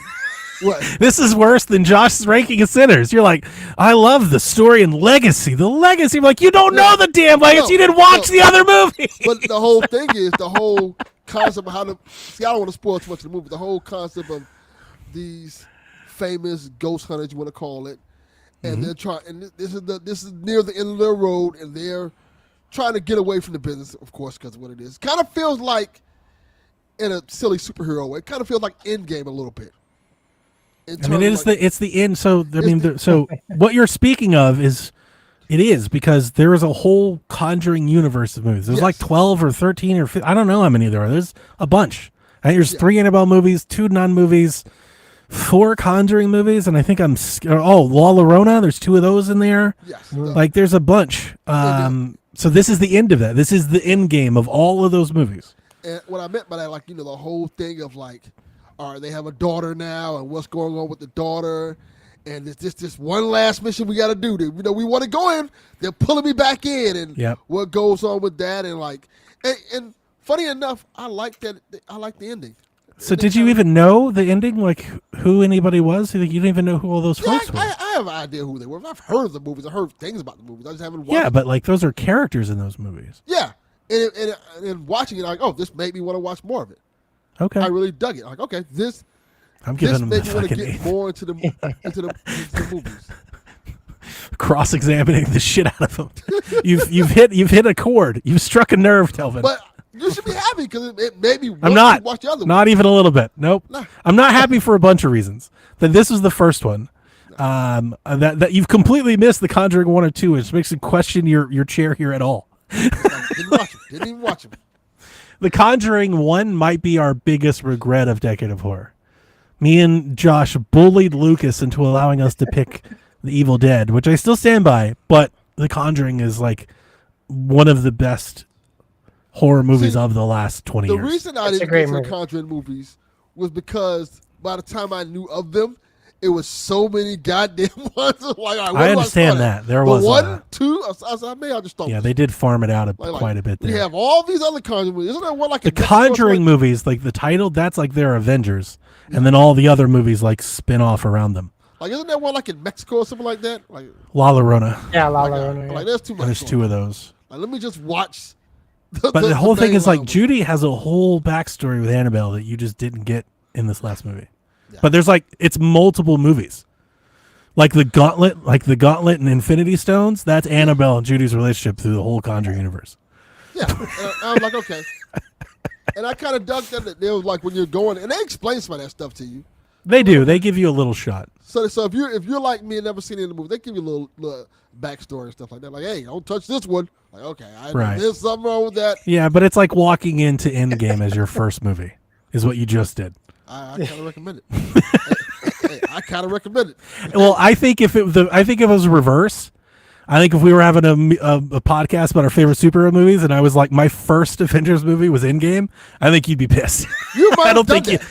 You might have done that with some of those Marvel movies. My first was like, no, that's like the 13th one, Donnie. No, I watched them in order to get Dev to buy a Switch. I started from the beginning and watched it to the end. And the beginning is not great. I suggest you skip like mid-cycle to skip the first half dozen. You can't skip Iron Man. You can skip the first half. And you're telling me, I was like, see, I did that. I skipped all that and got to the 4. I enjoyed 4. Yeah. It was good. Okay. All right. Very good. I'll go back and watch the other ones. Well, 2 other ones. You said 1 and 2 to watch. Yeah. I can skip Wait a the minute. rest of them. Is that And 5 or Annabelle. 4? I feel like are we off? We're on That's his 5. Oh no, I'm sorry. I'm going wrote your ahead. 4 'cause Sorry, we talked I'm about it sorry. earlier. I didn't mean to do it. That's okay. My Nothing to list that I'm referring to, and then our table, because in my Excel list the rows are off, so I keep looking at 4, but it's 5, and I'm a little off of my numbers. I got you. Yeah. So my number 5 is Heretic. I didn't see this one. I forgot about It's this. delightful. Yeah, I wanted to see it. This is one I didn't get to. Correction. I did see this one. I forgot it. It's the same thing. I thought this was last year. I can't count this. It was last year, but it came out in November, Yeah. so we didn't cover it. I did. To Josh's credit, I did like Heretic. Heretic is very good. It's also a slow burn. You know, you're trying to figure out this guy's motives. I think you kind of it also is one of those movies that goes somewhere you don't think it's like you couldn't have anticipated where it's going. But it has Sophie Thatcher, who I don't know if she'll show up on Donnie's list or Delvin's, but it's her and another actress. I wish, let me get her name because she is also very good. Chloe East. They're No, playing. she won't. Okay. They're playing. That's that. They're playing. They're Mormons, and they're going door to door trying to spread the word of the Lord. And they get to apparently in this Mormon culture, you can like sign up to have them visit. Like you're like, hey, I'm interested. Come to my house. So that's how this happens. This is how they end up at Hugh Grant's house. Funny Well, joke. don't It is do an that. arranged. Funny meeting. joke. Huh? Oh yeah, go. Funny joke. An old kind of friend, not friend, like we were acquaintances, and then turned out to not be a great friend. For about 5 years, I wrote his name on every church pamphlet I ever came across. Yeah. So, like, anytime I visited with my wife, I would always put his name in. So I just put him on like 10 mailing lists. And he told my wife Oh, no. that like they came to his door. I signed him up for a baptism, and they like showed up at his house. I love it. That's great. That sounds like a nightmare. I just kept doing it for years. She's like, "You're still doing this?" I was like, "I hate that guy." Oh, okay. Well, yeah, if that's what. I respect it. Well, you would love to see him in this scenario. I think then. Yeah. So essentially, the movie is Hugh Grant's character is kind of testing their faith, and he is self-educated in every religion, which is a very interesting plot point and device in the movie. I thought it was creepy. I thought it was scary.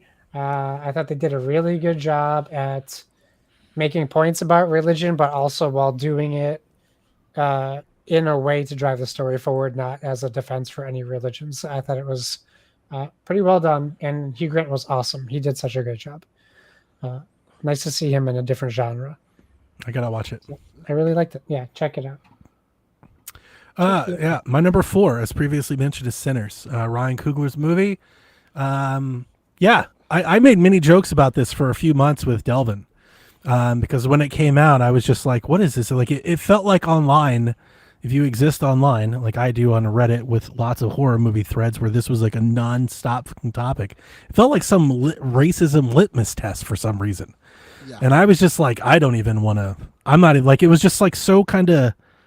My view of like the conversation around the movie felt so toxic. I was like, I'm not even going to bother with that.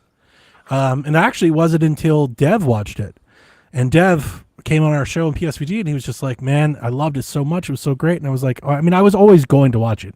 I was just waiting, and it came out, and I watched it, and I absolutely adored it. I loved it. I think the movie's fantastic. One of the better. One of the better like vampire movies I've ever seen. The music scenes are great. This is dude. Sinners One of the is better vampire movies you've ever seen. Mm-hmm. Oh yeah. Yeah, absolutely. I can't wait right. till I get to my point. Like I can say that without question. Yeah, 100%. But here's the thing. Maybe to qualify that, Donnie not super on the vampire stuff. You know, like you had mentioned That makes earlier, me feel better. how I have like a good feel in movies that I think you like. I think most people should have by now have a good sense for movies that I like. Yeah. And I think something that keeps me away from a Heretic and stuff, like usually when I see like a slow burn type thing, it's not nearly at the top of like, oh, I got to get to go do that. Yeah. I almost kick myself in the foot for not seeing Sinners in theaters, because I think it's one of the most beautiful movies I've ever seen shot, period. Very good. Those like cotton field scenes, like it looked like the ocean. And there's just so many like kind of breathtaking, I don't know, like landscapes, canvas. Like it's just so kind of, I don't know, captivating visually. It's just such good eye candy, this movie. There are, it's not bloody. There are moments of blood. Yeah. The movie overall, not very scary. Entertaining, but not very scary. Yes. Like well acted, but just also not really twisty either. Yeah. Kind Pretty of a straightforward, kind of, straight down the barrel type movie. And I think for those reasons, the lack of the scare factor, and that's why it's not higher. I think the movies that I have higher in this list, I honestly, just the scare factor. Like I really leaned harder on the movies that are like, these really got to me. I thought these were scary. Never ever felt like that during Sinners. I don't think Sinners is ever meant to make you feel like that. Sinners is just a more fun watch. Sinners is a real good watch. I think Sinners is a great horror pick for horror, not horror people. Like it's just bloody enough to make you say you saw a scary movie, but it's really not. It's not even like you could make a really good argument it's not a horror movie at all. Like if it wasn't for the vampire, like it kind of isn't. And even the vampires are more of a symbol, right, than the actual, plot, its actual self. So for me, I keep saying number 5 because on my Excel sheet it's 5, but 4. Number 4 for me, Okay. Sinners. Liked it a lot. Shelf worthy. Yes. My number 4 is 28 Years Later. Nice. My number 2. Hey, shush. Oh, okay. I usually do this every year. I don't mind. I don't mind spoiling. We're not spoiling our picks yet.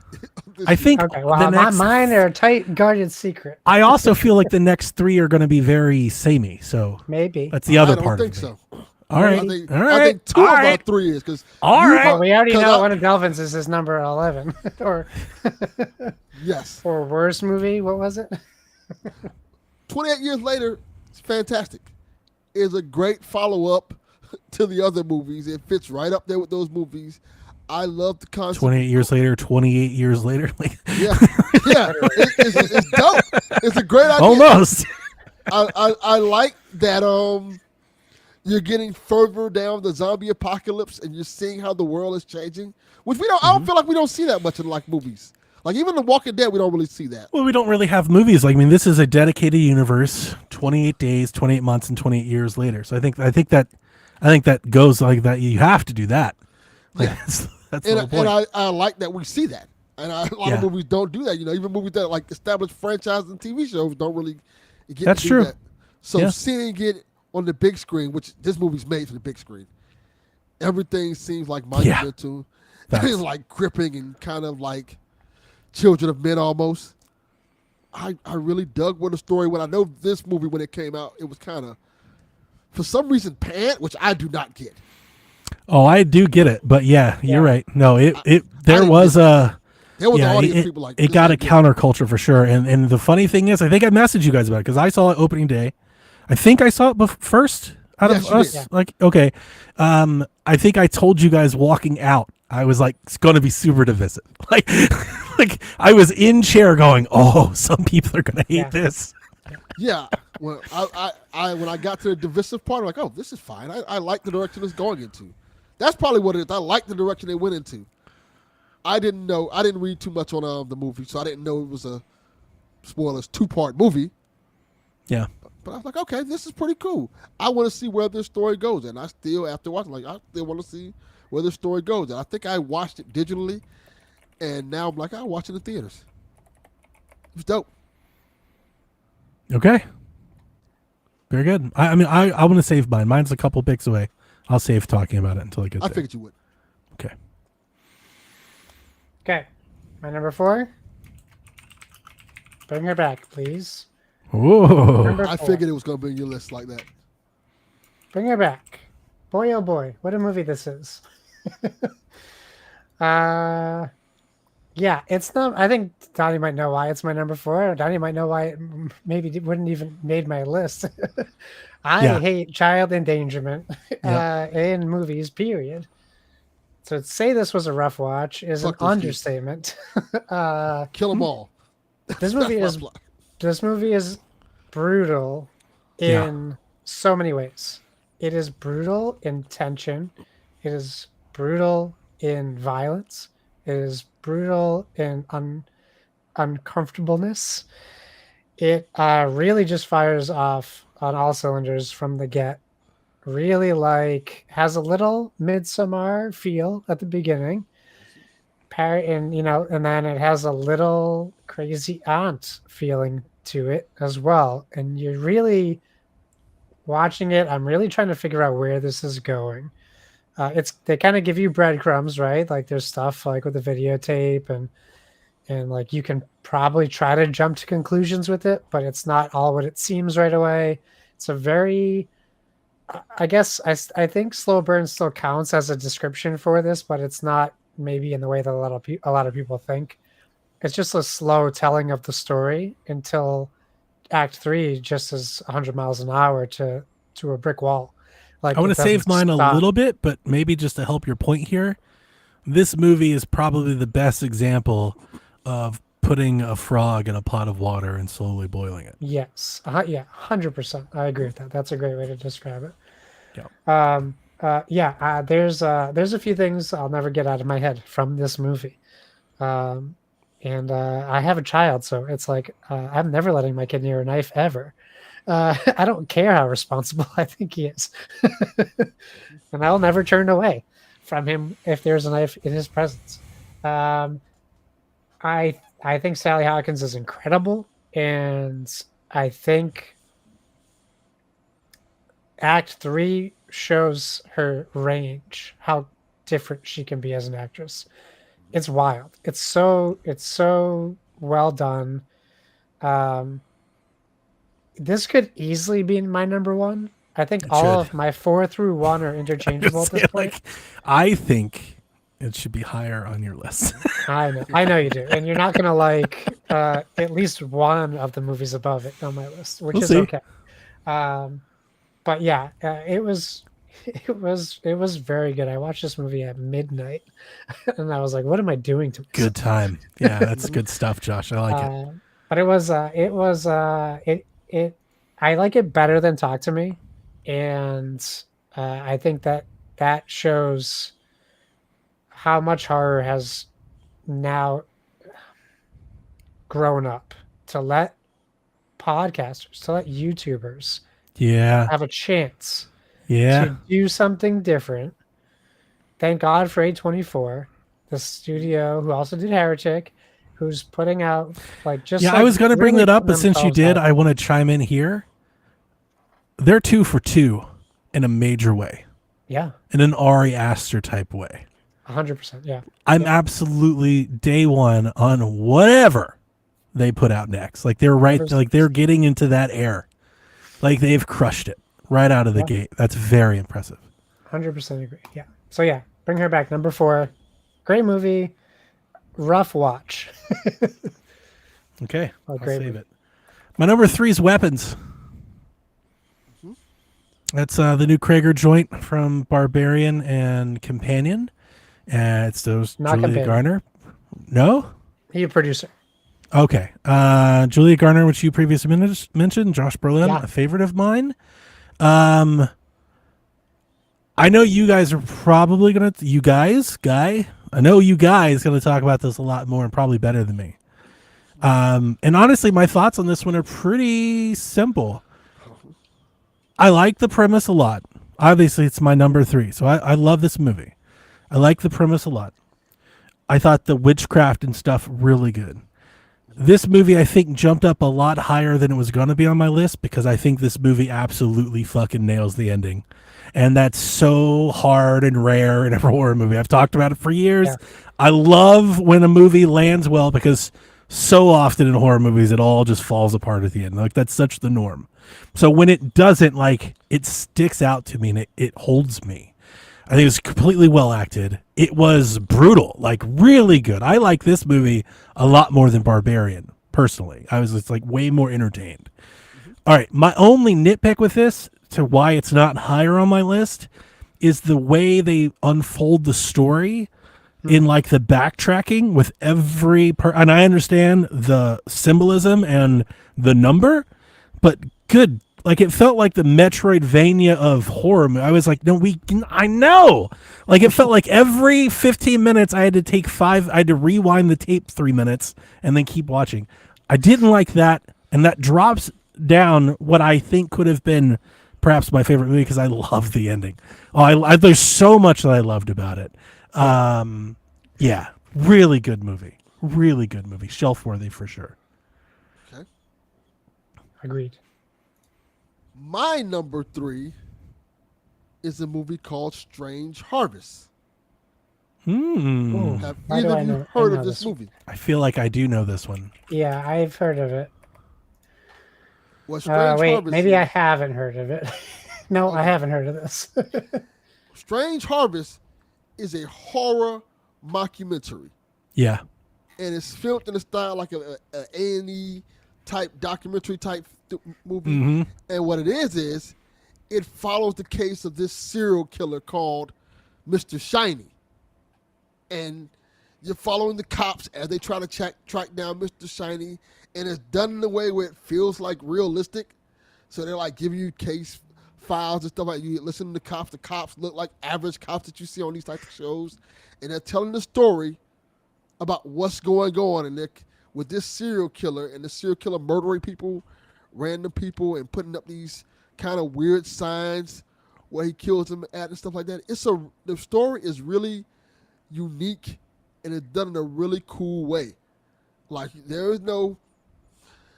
it's done like straight up like a documentary. So there's no. I don't know if did you ever do you remember, did you ever pick up on I talked about in Decade of Horror, I think it was back in like 15 or 16. There was a movie that came out called Savage Land. I talked about it a bit. Savage Land is told as like it's a real story and not like a Blair Witch, like it's a legit, like its whole pitch is like this is real. Yes. To the point when we watched it, my wife actually was like, how have we never heard of this? And I had to tell her, I was like, it's fake. That's an interesting premise. I've seen several, that's why I remember this. Yeah, because I was thinking done in that way too, but you know it's fake based off how they do certain things. Like they when they get to the crime scene, they show like the actual victim and the blood. You know, when documentaries ain't doing that. And they have like certain scenes where they're like, oh, here's the ring camera footage of the killer. It's like that. But the way it's done is and that's how it portrays as horror. It's done in such a unique way, and it goes through like following these cops, and the cops are not like the way it's done. The cops are not like these beautiful looking cops and stuff like. They're like they like regular cops, like so it's done in such a way where it plays like it's real, and you watch them like find suspects and fuck up with the suspect. Like, oh, this isn't the guy. We thought this was the guy. And then there's part of the case, and they fuck up evidence and stuff like that. And then as this go on, the Shiny Killer left us a note. He left us a video, and they play it and they show it and stuff like that. And I love that by the time you get to the end of the movie, it ends. It's not like a documentary. It's not like, okay, we just wrapped everything up in a happy bow. Like, no, it's just, this is what happened. This is the new story. Now we as people have to survive and know what happened and what transpired. Doesn't give you all the answers, and much like most documentaries, you don't need the answers. This was the story. This is the guy. This is what happened. Now we move forward. Yeah, I really dug it. That's interesting. I'll have to give that a look. Try to put that in the post-show watch list. Strange Harvest. I really highly recommend it. Nice. Okay, my number 3 is 28 Years Later. Very good. Well, that's my number 2, so we can talk about this one together. Yeah. 20 Years Later, I'm such a huge Danny Boyle. Well, I shouldn't say I'm a Danny Boyle fan. I'm a huge fan of 28. Not Trainspotting? Days and Weeks. I've never seen Trainspotting. Oh, believe it or not. It's on my list of things to watch before I die, which is a weird list to have. Delvin heard 28 years later and got up and left. Like, I already did this. He's like, I'm going to listen to this white people shit. Yeah, I thought it was great. I didn't really know what to expect from it. I really liked the Act 2 change. I didn't see that coming. So I don't know what really too much to say about it, except I think it's just like, it's very well done. It's not breaking a zombie movie like barrier. It's very much like, I think, in line with that. I think just the way they tell the story is better than how other zombie movies are done. I wasn't crazy about the alpha aspect of it at first. And then I kind of grew into appreciating the alpha storyline, because it seemed a little silly to me at first. And they don't really go into explaining it. I know that obviously it seems like that we're going to learn about that in the next one, a little bit at least. Yeah. But I do know that they had to like elevate the risk and elevate the threat. Not that like, not that this kid didn't have a lot of baggage on his hands later in the movie. But I do like it really, like 28 fill in the blank laters, or they've always been human pieces about how difficult it is for these people to get on. And like 28 years later, it kind of gives you this like fake feeling at first. Like you're like, oh, everything's great. And then you kind of see what I would describe as like what it must have been like for kids in the Dark Ages. Like what it must have been like for kids when kings and queens are around and they're forced to be adults against their will. And I think specifically like the scene celebrating the hunt where the son really just is like, why are we celebrating? Why are we lying about what happened? And really all that is just like a front to make people feel safe, a front for his dad to get drunk. To feel something a lot in this shitty ass world. Like, listen, I get it. Yeah. No, I get it too. Yeah. So I think a lot of that resonated with me too, especially the part with the mom and the boy together. Like that's that innocence. That's that kid thinking that he can do whatever, his dad gave him that sense of, you can do it. Like I can do it. It's fine. I'll go out and do this huge monumental task that will probably get myself killed, but yeah, I could do it.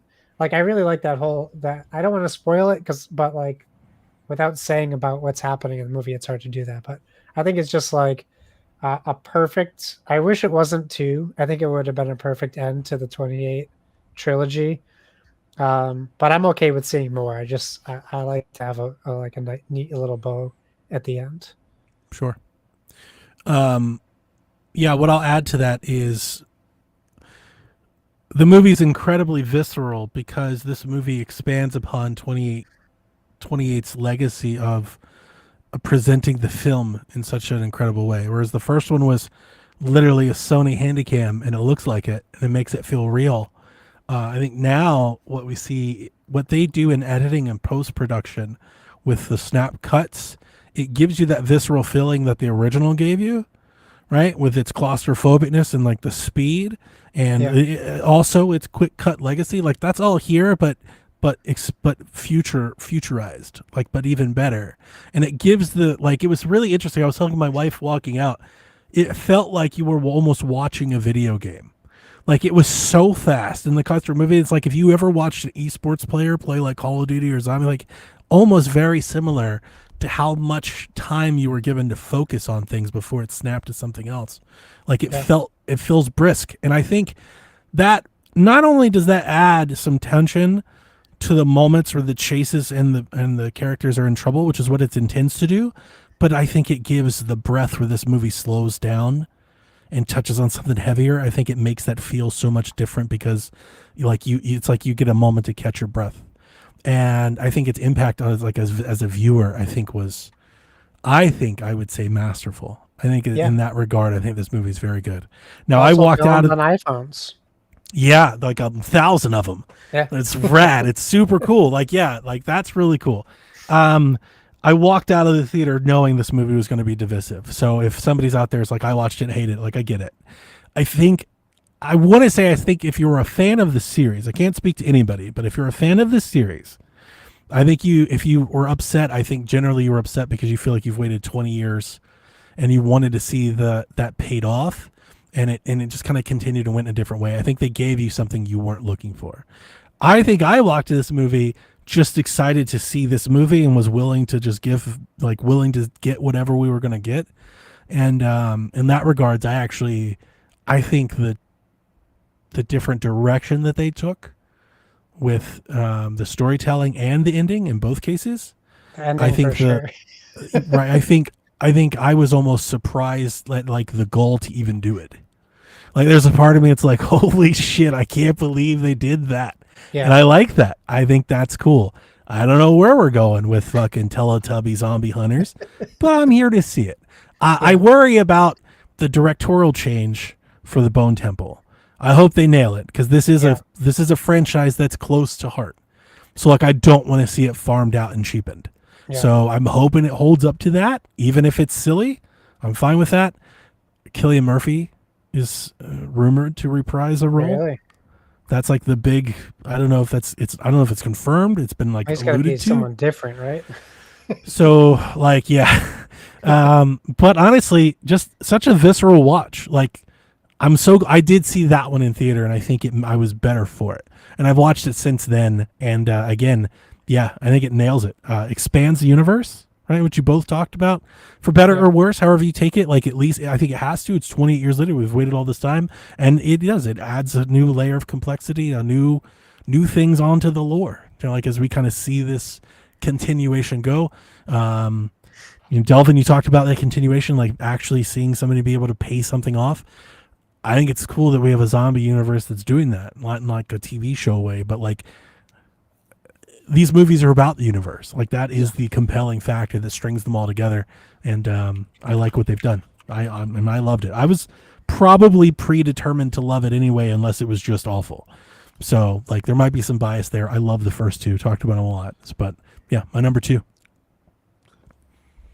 My number 2 is Weapons. I really thoroughly enjoyed this film. I enjoyed that it's a straightforward affair. I enjoyed that it's as I watched the movie, following the different characters, I found myself not liking certain characters, and in the movie said, "Oh, you don't like this character? Oh, here's another reason why you don't like him." Like, okay. I'm like, all right, yeah, you thought this character was a piece of shit? No, this character really is a piece of shit. Like, oh, okay. I kind of dug that it kind of went that way with these characters. All these characters who are flawed, and there's a lot of things going on in the movie that kind of makes you want to think like, oh, what's going on? Why is these things happening in this neighborhood? Then it kind of throws a few of these red herrings out there that make you think, oh, maybe it was this person. And then you see the person acting like, because like the main character, I guess if you want to call her the main character, even at best, she's doing some really weird, fucked up shit that you're like, I get what's going on, but it's still not okay to some of the things that you're doing. Like in the story, like even if you can justify some of it, it's still not okay. And I kind of really dug that each one of these characters had their own flaws. And then once you figure out and get to the whole meat of the story of what's going on and how it's happening, I'm trying not to spoil things on it. I really dug that. And like Donnie said, I think the ending is fucking awesome. It's very satisfying to see what happens and how it happens. And I kind of really dug it. Weapons is a great movie. Definitely one shelf-worthy, as we say. Yeah, I agree. Mm-hmm. Yep. Absolutely. Okay. My number 2.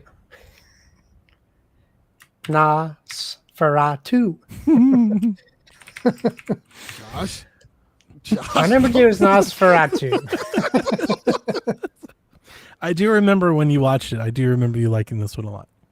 I haven't stopped thinking about this movie since I watched it last November. Actually, no, I think it was January I watched it. This is a Josh movie. Look at my wife. Yeah, I love this movie. It Josh, me no, away. hang on. I'm sorry to interrupt you. Oh, My she's- wife has jumped into the chat to say, when you were trying to watch Lisa Frankenstein, but Donnie's hogging the Wi-Fi to yap about horror movies.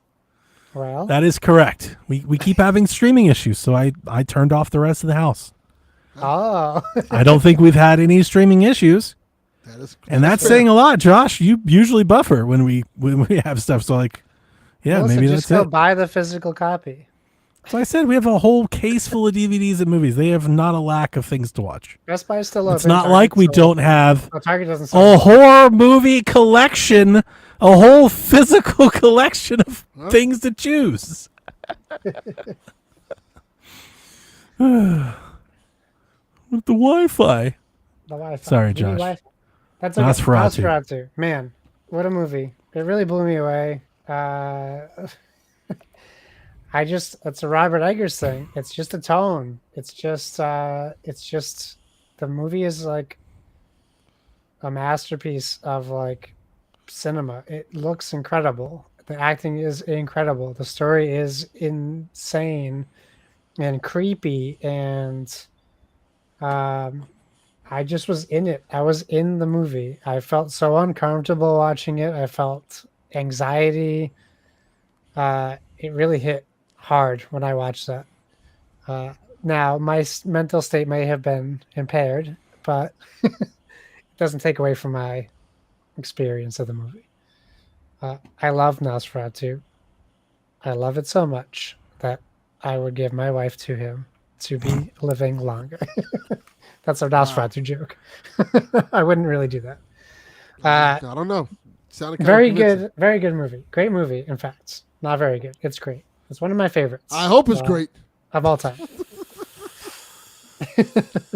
I'm gonna let you have it, Josh. I'm just gonna, if you don't have anything nice to say, I'm just gonna call it like that. You had this whole list to gear up to wait and to see where it sat on my list. So I told you, Donnie. at least it's not number when one. we started Right? this, I was excited because I think we're gonna have very different lists. Yeah, we And still I do. think we got a lot of different things. I have Nosferatu only 4 movies higher than Clown in a Cornfield. Just to give you any idea on where that is on my list. It's down there, buddy. It's That's down okay. there. I knew it wasn't a movie for you, for sure. I love it. I love it. We do have different lists. Yeah. Above Sinners. Just want you to know that. Wait, My number 1 movie is Bring Her Back.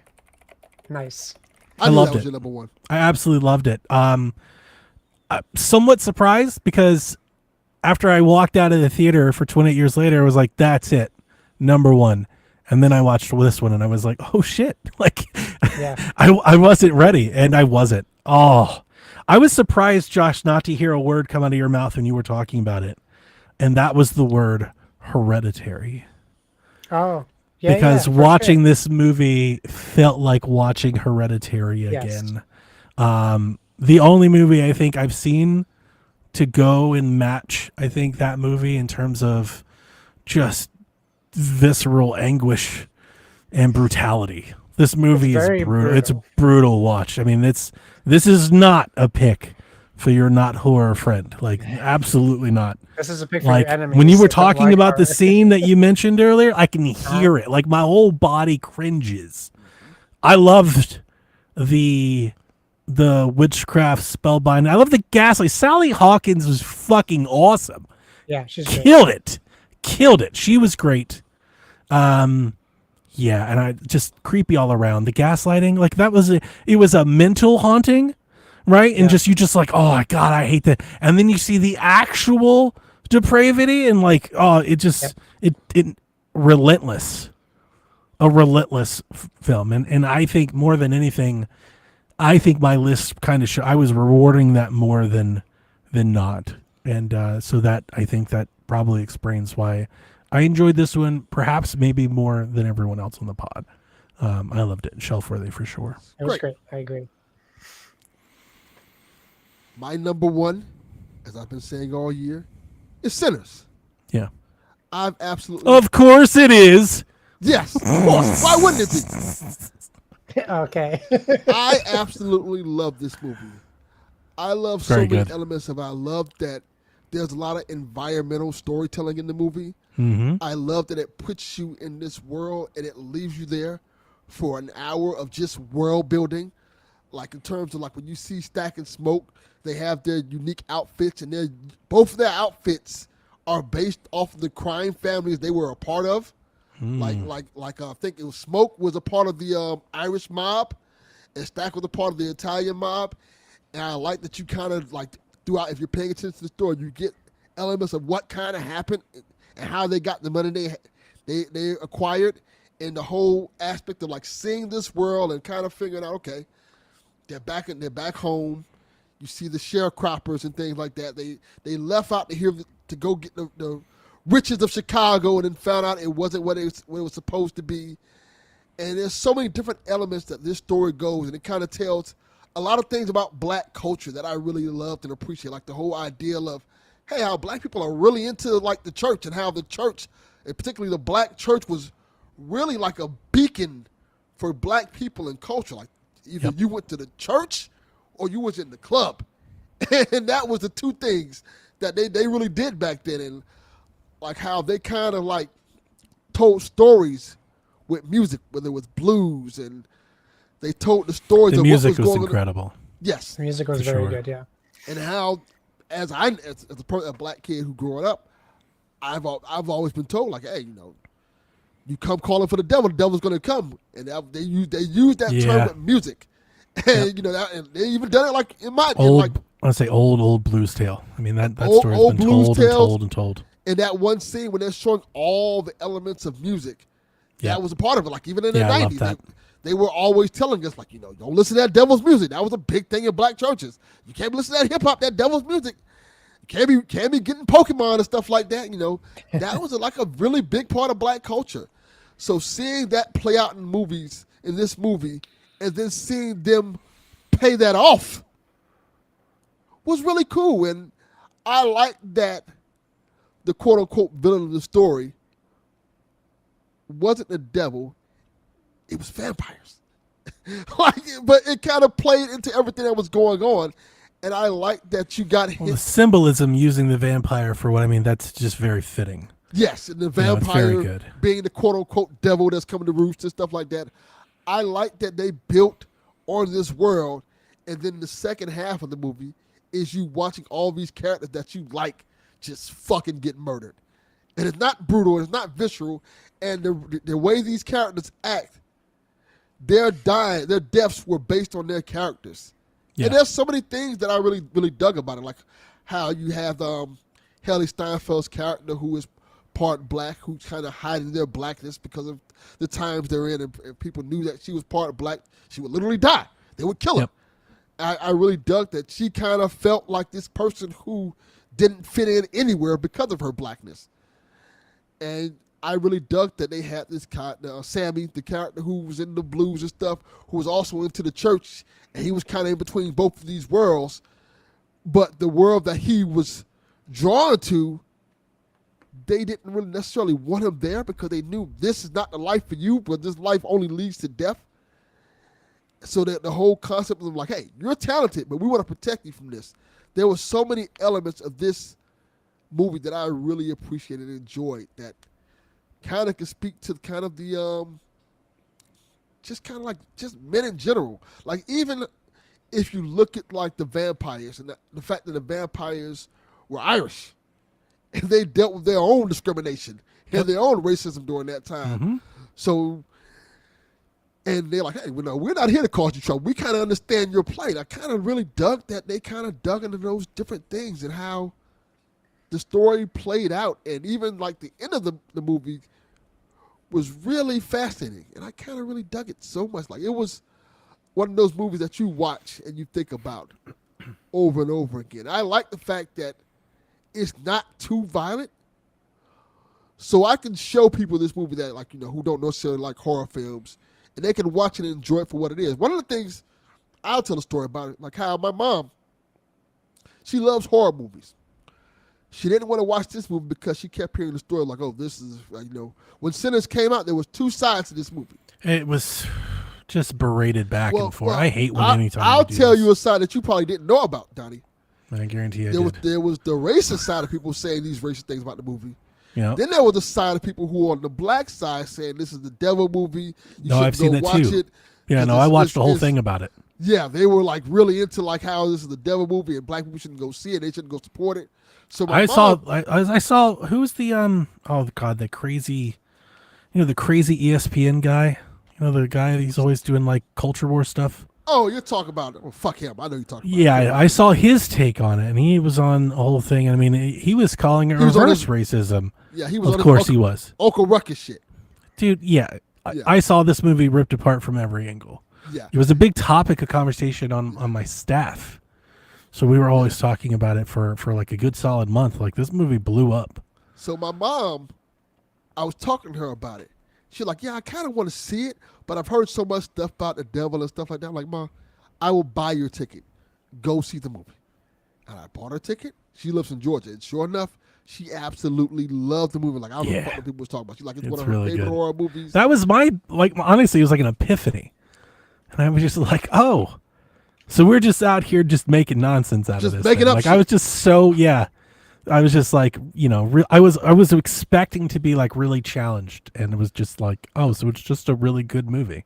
Yeah, it was just a really good movie. I'm like, okay, Y'all are this is great. just fucking acting out here, I guess. Yeah, and You she know. like this is when I thought it all. She really thoroughly enjoyed the movie. I took a girl to see the movie. She liked the movie a lot. And she's not into horror movies at all either. And I found out a lot of people who don't like horror movies Yeah, this is a like great this pick movie for because that. it kind of slowly brought them into it. Rebecca asked us what, like, about a horror, and like, I 100%, Rebecca will love this movie. Yeah. She'll come back and talk about how amazing, and then she'll yell at me for not making it #1. Like, she'll love this movie, Yes. without a doubt. It's a really great movie, Super entertaining. and I will. Like, if you like Hamilton, I think you'll love this movie. Yeah, I agree. I agree. Like, and a lot of people do. It's very big, and it's like, yeah, like, I think my daughter would love Sinners. I think I'm super happy to see so many black horror films turn out to be good. Because we went from seeing black characters in horror films just like die in the first 15 minutes. And they've really flipped that trope on its head. Yeah, we've completely flipped that trope on its head, and we got movies like Us and Sinners, and that really pushed the genre. The Blackening. The Blackening, yeah, that was another one that, like, hey, I really appreciate that we're getting movies like that now. I didn't weigh this on my rankings at all. It's just one of my favorite things to talk about when talking to people about Sinners. I think it's really cool that ultimately this movie is about black ownership and like the struggle of having black ownership. Ryan Coogler has the rights to this movie after its 25-year run with the production. Oh, wow. So they get to print DVDs and he's getting his license fees, but after 25 years, the entire rights to this movie, distribution, and everything come back to him. Yeah. And I read a lot of stories and listened to a lot of podcasts this year that were talking about how this movie could radically change Hollywood moving forward. And they talked about if this was going to become the norm. I haven't seen anything about that since. Like it was him, and I haven't seen one thing about like that since. I don't know if it's either just not being talked about or what. But I was like, man, that's really cool and like super hopeful. You would hope that more things like this could happen, and maybe we'd have less rights deals and things stuck in places sitting on a shelf because some conglomerate doesn't want to do anything with it. I think that's a really fascinating part of the story. It has nothing to do with the movie itself, but just really awesome. Yeah, and I think he got that deal because they didn't expect much from this movie because it's a black horror film. No, you're wrong. Yeah. You're wrong there. No, that's absolutely not true. There was a bidding war for this fucking movie. Like, everybody wanted this movie. That's why he got paid handsomely. This movie did way better than people thought it was going to do. Even before, at a script level. I remember when this movie, before it was made, I remember this movie surfaced. And like if you follow the movie news, like Hollywood news or horror movie news, like the production, I heard about this movie years ago. They were like, oh my God. Like, they're just throwing tens of millions at it. Like, please let us have it. A lot of people thought it was the next Get Out. That's what it was kind of pitched as. Kind of. It was. It's better, and maybe not better as a movie, but more reach. Yeah, I think this movie Definitely. stands on its I own would more. say, I don't know if this is right, but I would guess probably made a lot more money than Get Out did. Yeah, I would think so. I would think so. So yeah, no, that was pretty. It was well thought of. I think it's cool that he got it. All right, so that's our. Oh no, We got one more. Right? Josh has his last Josh, one. sorry. It's okay. My number one is Sinners, obviously. You son of a bitch. My number one is Weapons. It's no Okay. surprise. I like Weapons a lot. We talked a lot about Weapons, not as much as we talked about Sinners, but we talked a lot about Weapons. I had to make up for your slandering of the movie. My point still stands. No, it doesn't. Don't forget he put Wolfman up now. Yeah, the Wolfman. fucking Wolfman. Right above Sinners. Well, you watch it first and then tell me. I'm going to tell you. I already know. I know your answer. I think what we didn't talk about with Weapons, what Donnie did talk about a little bit with Bring Her Back, is that director effect. And, you know, so the Philippou brothers, right, they do Talk to Me. They do Bring Her Back. Now they're doing Talk number 2, Me. So they're doing the sequel to Talk to Me. Ooh. So now we have Zach Krager, right? Zach Krager, he comes out of the comedy world. He like directed an episode of It's Always Sunny. Yeah. He's a stand-up comedian. He comes out, he does Barbarian. Comes out of the blue. No one saw this coming. He comes back, he wins Weapons over Jordan Peele to get this movie Correct. made. Jordan Peele fires his agent because he doesn't get Weapons. Very funny. As you should. I didn't know that. Krager again knocks it out of the park, right? With Weapons. Now he has Resident Evil coming up next, which is going to Yeah. be a crazy test of his directorial skills. That being said, Weapons, like, again, a movie I didn't know too much more because the trailers don't let on about what you're seeing or what you're dealing with. I think I liked more than what you didn't like, Donnie, and I like that chapter sure. breaks. Yeah. I like that Tarantino-esque like filmmaking style for that. I do agree. It gets a little. I can understand why it's a little tiring to see the Feels same repetitive. scene Like played out. by the end, Yeah. by like the last two, I was really in a shock. Like I'm Yeah. so like it needed that ending because in that midway point, I was like, dude, come on, we know. I know. Like but I was wearing out its welcome for sure for me. I appreciated it because it sets up the characters, and it's just it's like a gentle reminder of who this character was that you saw 20 minutes ago. It's not like Yeah. shoving it in your face, but it's like, hey, this is like a bad cop. Not that he's a bad cop, but he's like a bad dude who is a cop. Like he's just not great at what he does. I was like, He's go like back a to the jack of crackhead. no trades. Yeah. And you know, he's messed up, but everyone in this movie is messed up. And Yeah, you they see do all the how flaws. they're messed up. And I really liked how they told that story. I felt again that was like that awkward uneasiness of it too. Like you're like, oh, like you're yelling at her character. Why would you do what you're doing? Yeah. Talking Yes. about like, but Yeah. those people are broken people. There's people in real life who are like that, self-destructive people who can't not be in trouble. Like I could relate to her character on certain levels, and I also was furious with her character. I like the on certain creepiness. levels. Reminded me Super of like Long Legs in that way. Yeah, Long Legs or like any of those, not like The Mist because of The Mist, but like The Mist as far as like the town, the odd town environment, almost like Children of the Corn or like Pet Yeah. Cemetery feeling to it. Yeah. Like it felt like a town out of nowhere. Like this town doesn't exist. It doesn't feel like. The kids were great. I love the actor, the main kid. That, Yeah, like yeah. kind of it's like offbeat main kid. But I loved the story. It was really engaging. It kept me on the edge of my seat.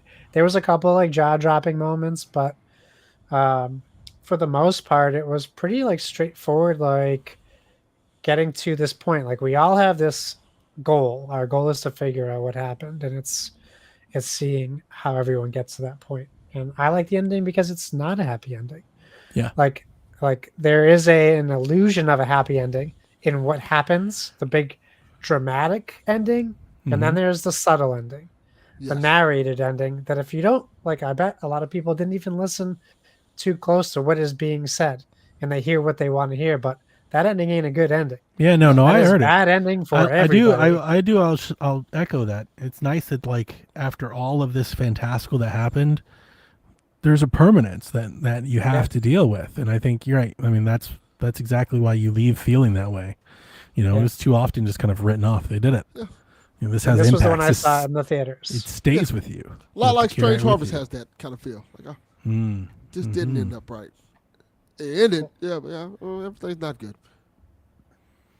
Yep, that's it. That's my list. All right, those are our top 10 of the year. Some of them we share, some of them we don't. Guys, Most give we them a don't. look. As you guys lean up here for Halloween, we've given you, at least 20 or so options for you to pick from. Yeah. All right, I'm going to try to speed us along. We're at 2:15. Let's see here. Do you have any? We usually do this every year. What's your watch list? What's your plan for October? Now that we've got through the episode. I'm supposed to see Blacklist 2 next week. Yeah, that's one of the Black big Black ones. Phone. Black Phone 2, yeah. I got a early press pass to see that. Nice. Is there any big horror games coming out soon? That I couldn't tell. I didn't See, do a that's very what I'm good trying to job of figure looking out, into 'cause games. Usually, I don't think because so. usually there's a couple of horror. Like last year, felt like a lot of horror games came out during Halloween time. Yeah. This year does not feel like that at all. No, I don't know that we have a horror game coming out at the end of the year. I always do old movies for October, so me and my wife are making our way through our list already. So we just we've done Night of the Living Dead, we did Army of Darkness last night, we did Yeah, you Sleepy did. Hollow, Yeah. and Silence of the Lambs over the weekend. The other ones that I have on my list for this year, as I run out to the end, my wife has never seen 13 Ghosts, Okay. so we're gonna do that for the first time. She's never seen The Brood. She's never seen Child's Play 3, Disturbing Behavior, or Freddy's Dead. So we're Okay. gonna do all of those this year. I a good watched list. right before the show. I watched Evil Dead, the first one, Nice. Yeah. Which one? Original or remake? the original. Nice. Nice. Nice. We've done the original trilogy in a row. So we did Evil Dead last year, Evil Dead 2, and then she just watched Army of Darkness for the first time. She loved it. I knew Great. she I'm glad to hear she that. would. She was like, she literally, like, I got a look like halfway through. She's like, why have you waited 25 years to show me? You know, like, and I told her, I was like, you never liked the Evil Dead. She's Yeah. like, this isn't like that. I'm like, no, I know that, but Yeah. you can't get here if you didn't start there, right? Like, Right. you don't want to watch the first one. But I told her when, because my daughter doesn't like horror movies, and she was like, can I watch a horror movie with you guys? Like, do you have something funny on the list? And I was like, well, I don't have a horror like comedy per se. I was like, but I do have a silly, I was like, I have the Monty Python of horror movies Yeah, you do. on the list this year just for you. And she was just like, it was almost like a loathsome, like, I cannot believe that on the 1,000th movie, like, I could have done this a long time ago. Nice. So that's my watch list. Great. I think Conjuring's still on my watch list. I do want to watch that. But I feel like, what was I going to say? I got to watch The Ugly Stepsister. I think that'll be what I watch next. Oh, I can't wait to hear anyone else Have to talk watch about it. Yeah, I watched that one next to. I think it's on Yeah. Shudder. It's Oh, on, shit. yeah, I almost bought it because it's on Prime too. I almost bought it on Prime to watch it. Ooh. But then Wolfman showed up and I was like, Ugly Stepsister has to wait. I want to talk about gaming, so we can do a quick little round robin. If you played any horror games this week that you're going to talk about, as we look forward to next year, though, next year is shaping up to be pretty good. We have Resident Evil Requiem right out of the gate. We're getting a Fatal Frame 2 remake. John Carpenter's Toxic Commando is still getting trailers, so who knows? Maybe that'll come out. Halloween the game. Which is Yeah. single player apparently. Yeah, we'll see. We'll see. There's no we'll way. see. It's going to be a map with bots like the other one, but we'll see. Right. And then movies that games we're waiting on is Kojima's OD. Alien Isolation 2 apparently is in development. There's a Nice. Clive Barker's Hellraiser game in development. Bloober is confirmed to be remaking Silent Hill 1. Yes. For me personally, I don't think I really have any horror games of consequence to talk about this year, or at least nothing's on my mind. So I'll just tell you about some of the ones I'm looking forward to. And I've got 2 Steam games that you can wish list. The first one is called Grave Seasons. It's like a horror movie we've seen. It's the Animal Crossing. It's the farm game, but horror themed, with the difference being that one of the characters of the village is a serial killer. Okay. So that's the twist, and I'm like, yeah, I'm probably up for whatever that is. The next one is a game that just came out called Tenebrae Somnia. It is coming to Switch. It is a Devolver joint. This is cool. It's a point-and-click horror survival adventure game, like retro, that has live-action video game, like live-action FMV cutscenes. That sounds So you go from cutscene in today's modern world to like 8-bit NES game, horror game, and then back to live world.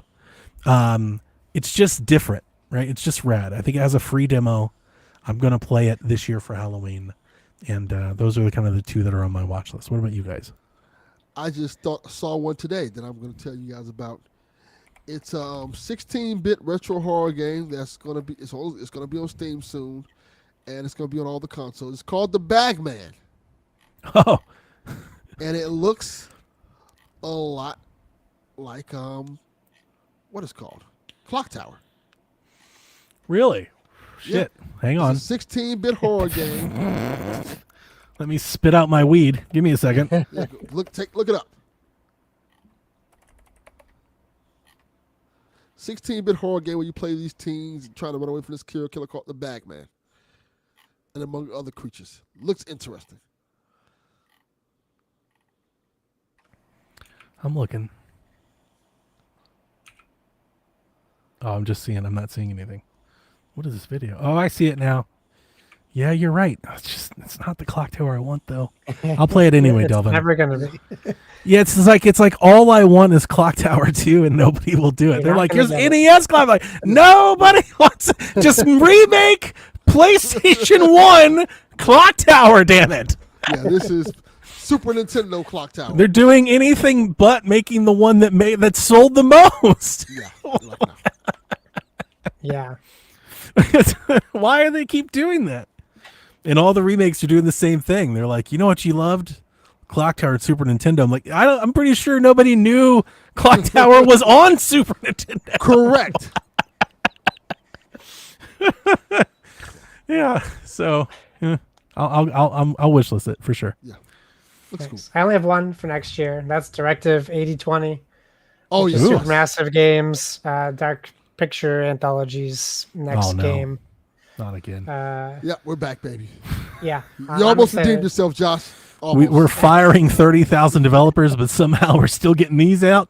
Yeah. Damn it. Yeah. Well, it Not that was hard supposed to to come out this year also, so maybe it won't be coming out next year because of that too. So Replaced. that's also possible. Yeah. Me and Dev have been waiting on replace since like 2017. Yeah. Yeah. Okay. All right. Before we get into our listeners' questions, I've got I made a list of like kind of what the future holds. So like this is what our episode might sound like next year. Yeah. So Good Boy just released. It's this horror movie told from the perspective of a dog. It looks like it's marketed as like the Air Bud of horror movies. It's getting big reviews. Like people are raving about it. Could be horror movie of the year based on the initial buzz. People love it. I haven't seen it. It's a Shudder production, so it should come to Shudder by the end of the year, but it's in theaters right now. So that's why if you're listening to this however long in the future and that's not on the list, that's probably why. Also next week, as Delvin suggested, the Black Phone 2 comes out. I'm very excited about that one. The first one was great. Del Toro is doing Frankenstein, and that comes out in the theaters next week and then out on Netflix in November. That looks really good. I'm excited about that one.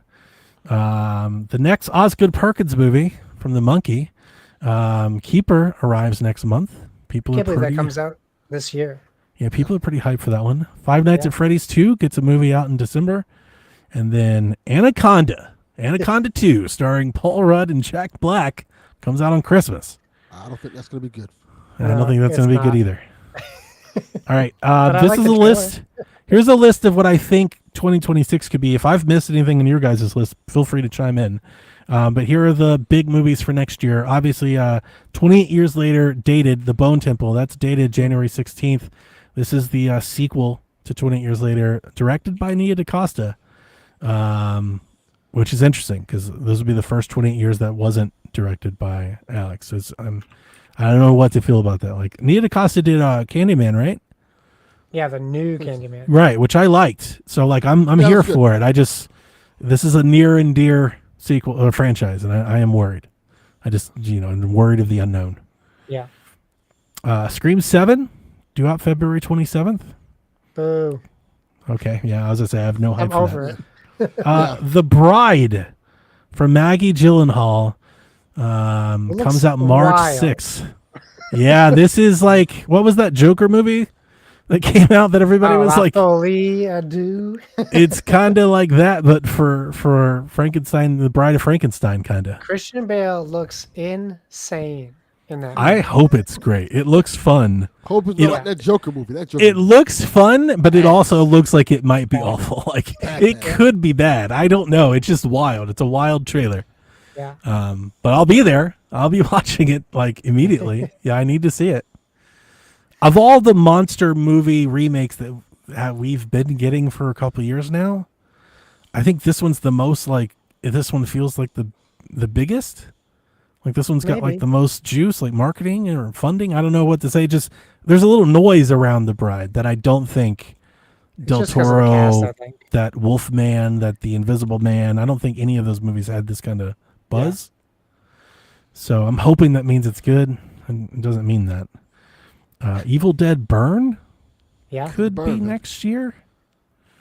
I Is think that so. one a I switch think in they're in director? production right now. Is that a switch in producer as well, or director as well? Let me check. I thought there was something about that one because the last I checked in on that, and I should have done it for this podcast. I apologize. The last I checked in on that, like my lasting memory was there was something about the production that was different, and I was like, do not fuck Be up my Evil Dead franchise. careful. Oh, we still have Sebastian Vanacek directing. Previously directed nothing that we have ever heard of, so that's troubling. Yeah. Infested, Great. which is a movie that spider is movie?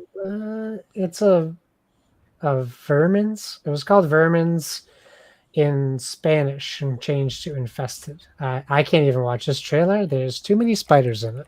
Yeah, no, I watched that movie. That movie was good. Okay. Have you guys not seen it? I can't. I can't. It's a foreign flick. Delvin, you need to watch Infested. It's pretty good. Okay, I'll check it out. It's cheap, but good. You've seen way worse. Okay. Yeah, okay. Evil Dead Burn. I'm hoping, but I don't want to I love the Evil Dead so much because they don't miss, I feel like. Yeah. I'm scared to see that to go into different hands. Like the last thing I want to see for the Evil Dead is it become like all of these other franchises that put out these shit sequels. Yeah. You know, it's like, for the love of God, don't do this. I think So someone's taking care of that franchise. Though. I think that it will be okay. I hope so. Insidious 6 should be coming out next year with a returning Lin Shaye. Okay. Yeah, Insidious 5 was a big letdown for me, so I don't know. Terrifier 4. Art is gaining momentum. He keeps getting movies. Yeah, people like them. Mm-hmm. Some people do, yeah. As Josh said, Zach Krager does Resident Evil. Yes, he does. I'm So I interested. feel like you can only go up from here. Am I wrong? I'm like, it can't be worse. No, he said he was very specific about the control he has over it too. That he wasn't going to do it unless he could make his Resident Evil movie, Okay. which is good. Did you And he like also is a gamer. The Jovovich so trilogy? I liked the first. I feel like the first one. No. See, I I didn't like. kind of like I the put up second with one. it, but I don't like it. No, I don't think Correct. they're good. That is the answer. Like I watched it and was entertained, but wouldn't say didn't want that. Like that's Yeah. not what I would have wanted.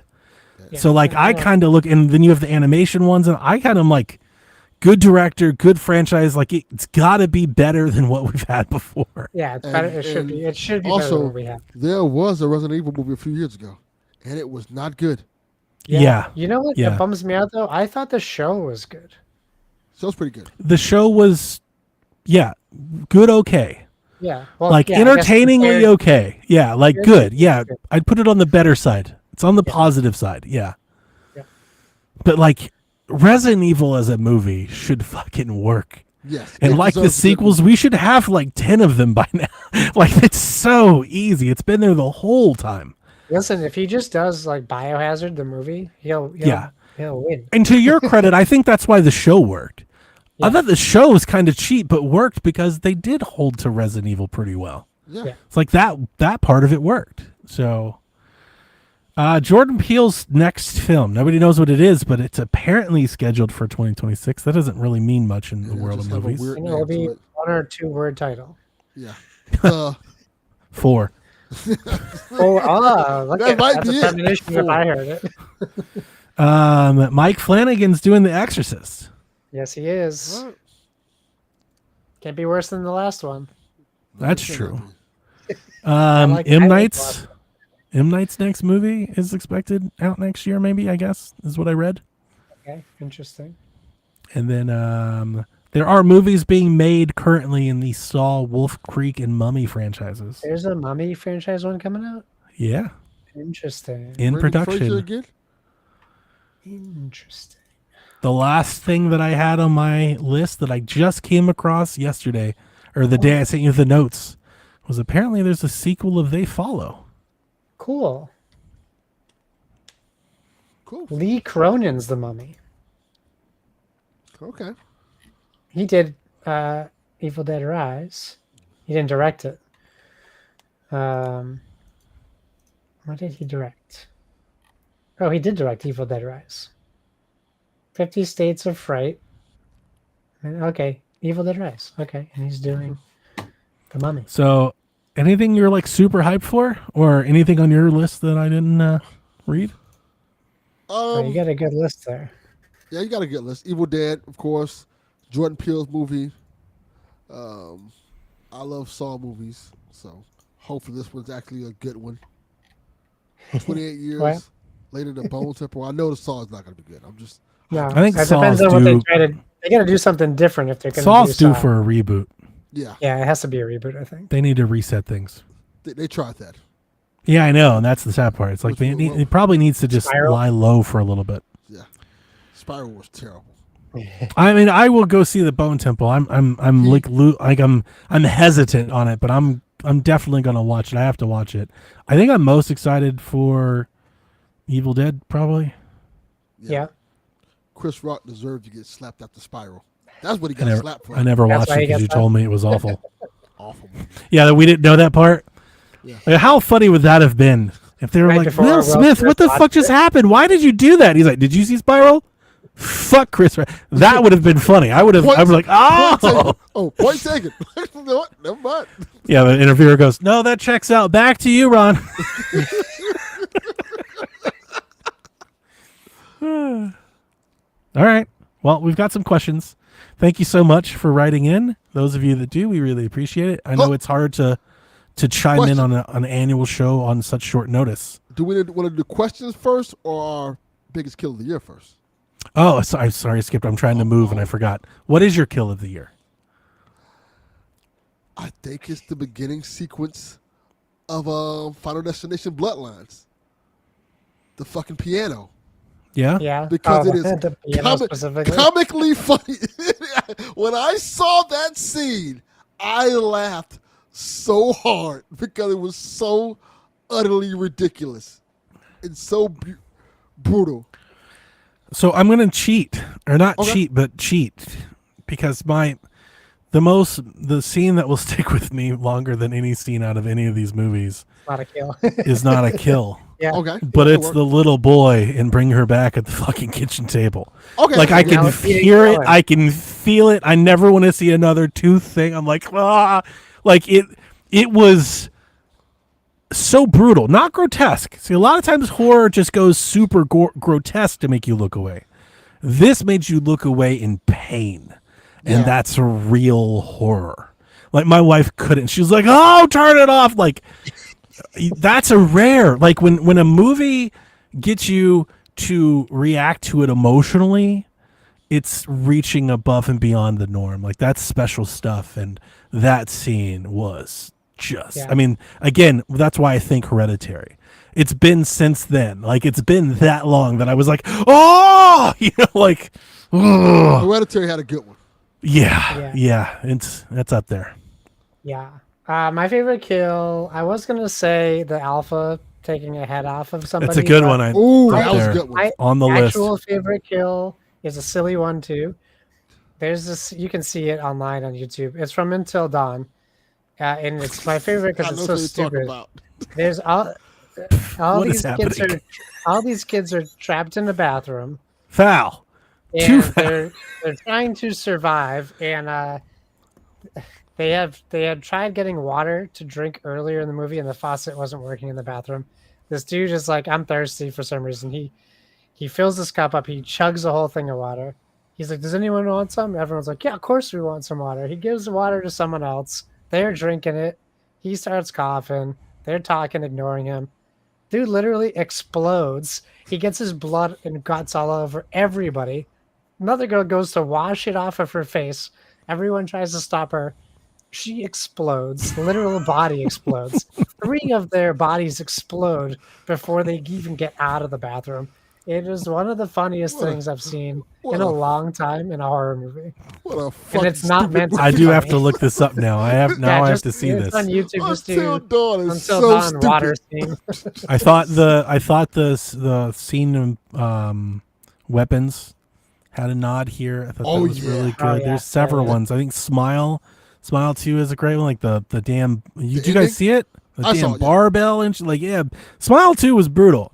It was. A bit nonsensical, but super brutal. Like Yeah.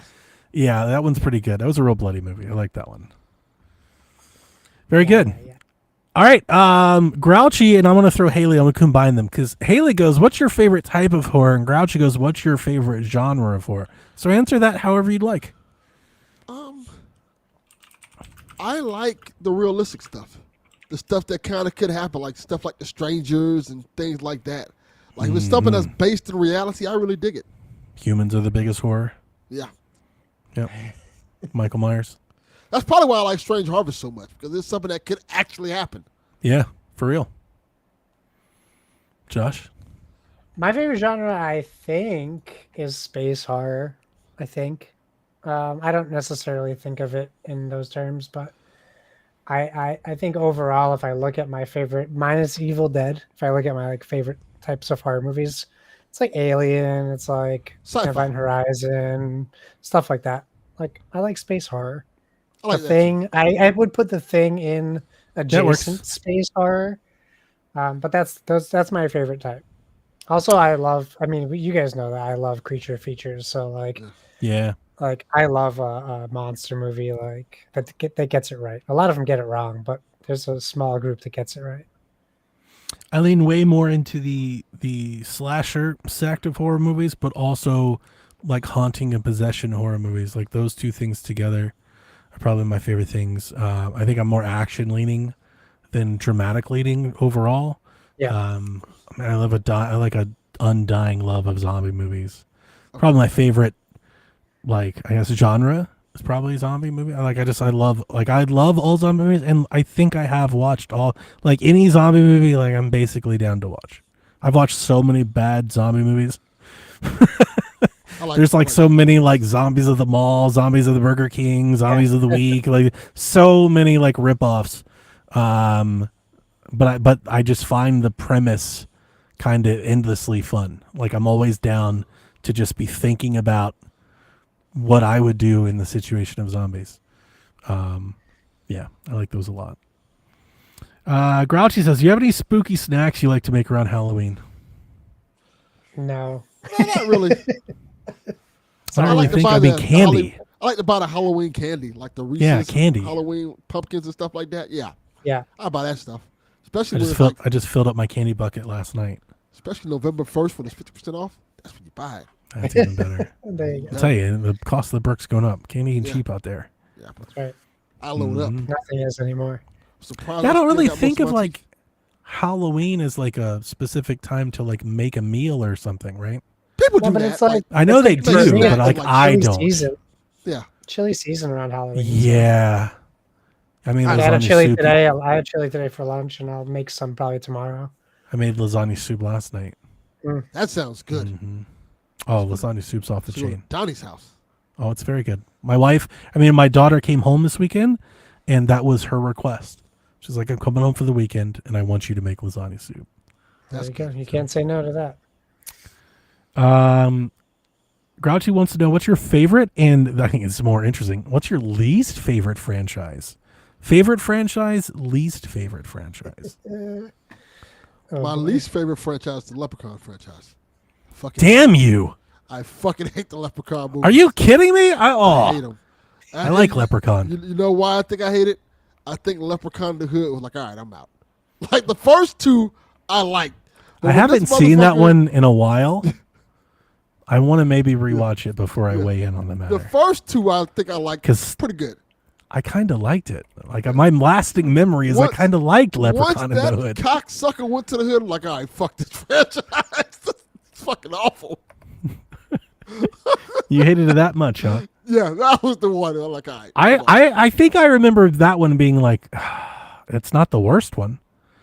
Like That it's is correct. better. It It's is- better than Leprechaun in space. Yeah, like it is not that's the what I worst one. think. It's like I You're remember correct. watching that one and being like, oh, maybe they got this back again. Yeah, yeah, you're correct. It is not the worst one. Which one is the one where he goes to Vegas? Is that The is that Leprechaun? is that 3? I don't know. I think so. Yes, he does. I can't go to Vegas. remember. So I think if memory is served, because I haven't watched, my wife would hate Leprechaun. We watched the first one because I always try to remind people the first one is actually a really great kids-friendly horror movie. Like it's really not all that scary, and like people don't think of it because they're like, "Oh, the Leprechaun, that's terrible filth." But the first one is like a damn Disney horror movie. Yes. Like it's Leprechaun pretty 3 is the one he goes to Vegas. okay. I think that is maybe my favorite trash horror movie. Well, that movie's bad, but it is entertaining. It's entertaining to watch. That's a spectacle. I think Leprechaun 1 is good. I think Leprechaun 2 was like a worthy sequel to good, but not as good. Leprechaun 3, the series really falls off. Then it just falls into trash. Then it really, goes to the hood. Then it it goes back gets to the bad. hood. Like, nah. It goes to space. Yeah, it goes to space. Yeah. Like, Yeah. I still like the franchise overall. I do. Fair. Did you give your favorite, Delvin? my favorite horror franchise Yeah. is probably Nightmare on Elm Street. Okay. I love the Nightmare on Elm Street films.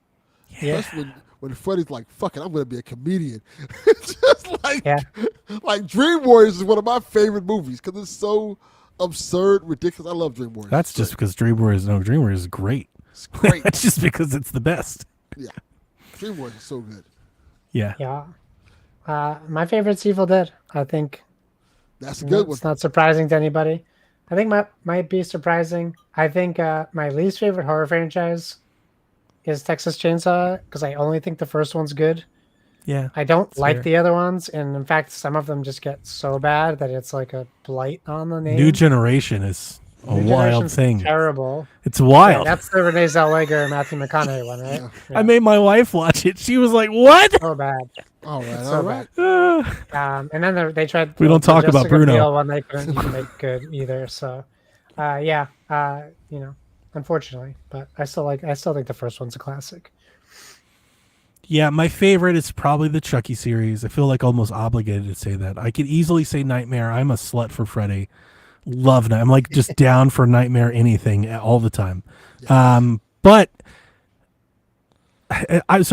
I'm torn, and I think this is a fun way to answer this. So if you give me a little rope here, part of me wants to say The Evil Dead because I've always said The Evil Dead has 0 misses in my mind. They're all great.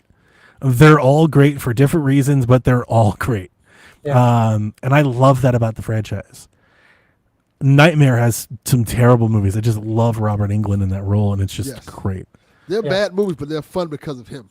He saves The you. reason that I say the Chucky series over those is only because I feel like I have more to say on the Chucky franchise than it's like more care, and I'm like more informed. Like I feel like a very ill-informed Evil Dead fan. Like I don't keep up on the Necronomicon lore and all. Like I'm like, yeah, there's Evil Book, they're demons. Let's fucking get on with it. You know, you like, didn't watch I'm here Ash for Can the still be kills and enough for you stuff. though.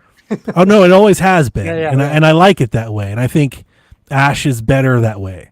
Like Army of Dead was a bit too much. She was like, "Who is this guy?" And I was like, "The best." But he really leans into that one.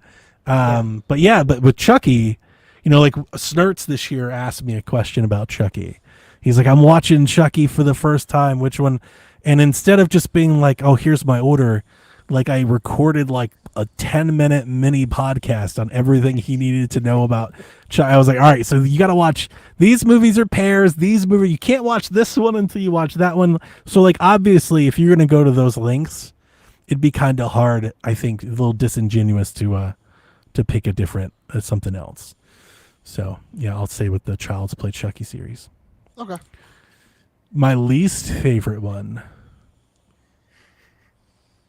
Yeah. I feel like there should be a troll answer here that I'm trying to find. Like, there's gotta be one that I can pick to make somebody mad. Yarden, that's a good answer. What was that? Let's see Yarden here. says my favorite might be Halloween, and my least favorite is also Halloween. That's pretty funny. That is pretty appropriate. That trilogy sucked. Fucking bad. Delvin, I told you so. You liked it. You liked it in the moment. I have it on recording. I liked the first one. I thought the second one was cool. I That told you, third man. one Like, oh, was it awful. sucked. That third one is awful. It sucked. It's really bad. But I still love the first few Halloweens and H2O I watched Season of the Witch and today. Zombies. Zombies Halloween is everything. So, Season of the Witch is terrible. oh yeah. I watched for the first time today. Like, ooh, this is not good. You know what I'm excited to watch? I didn't put this on my watch list. Is that Monster series on Netflix?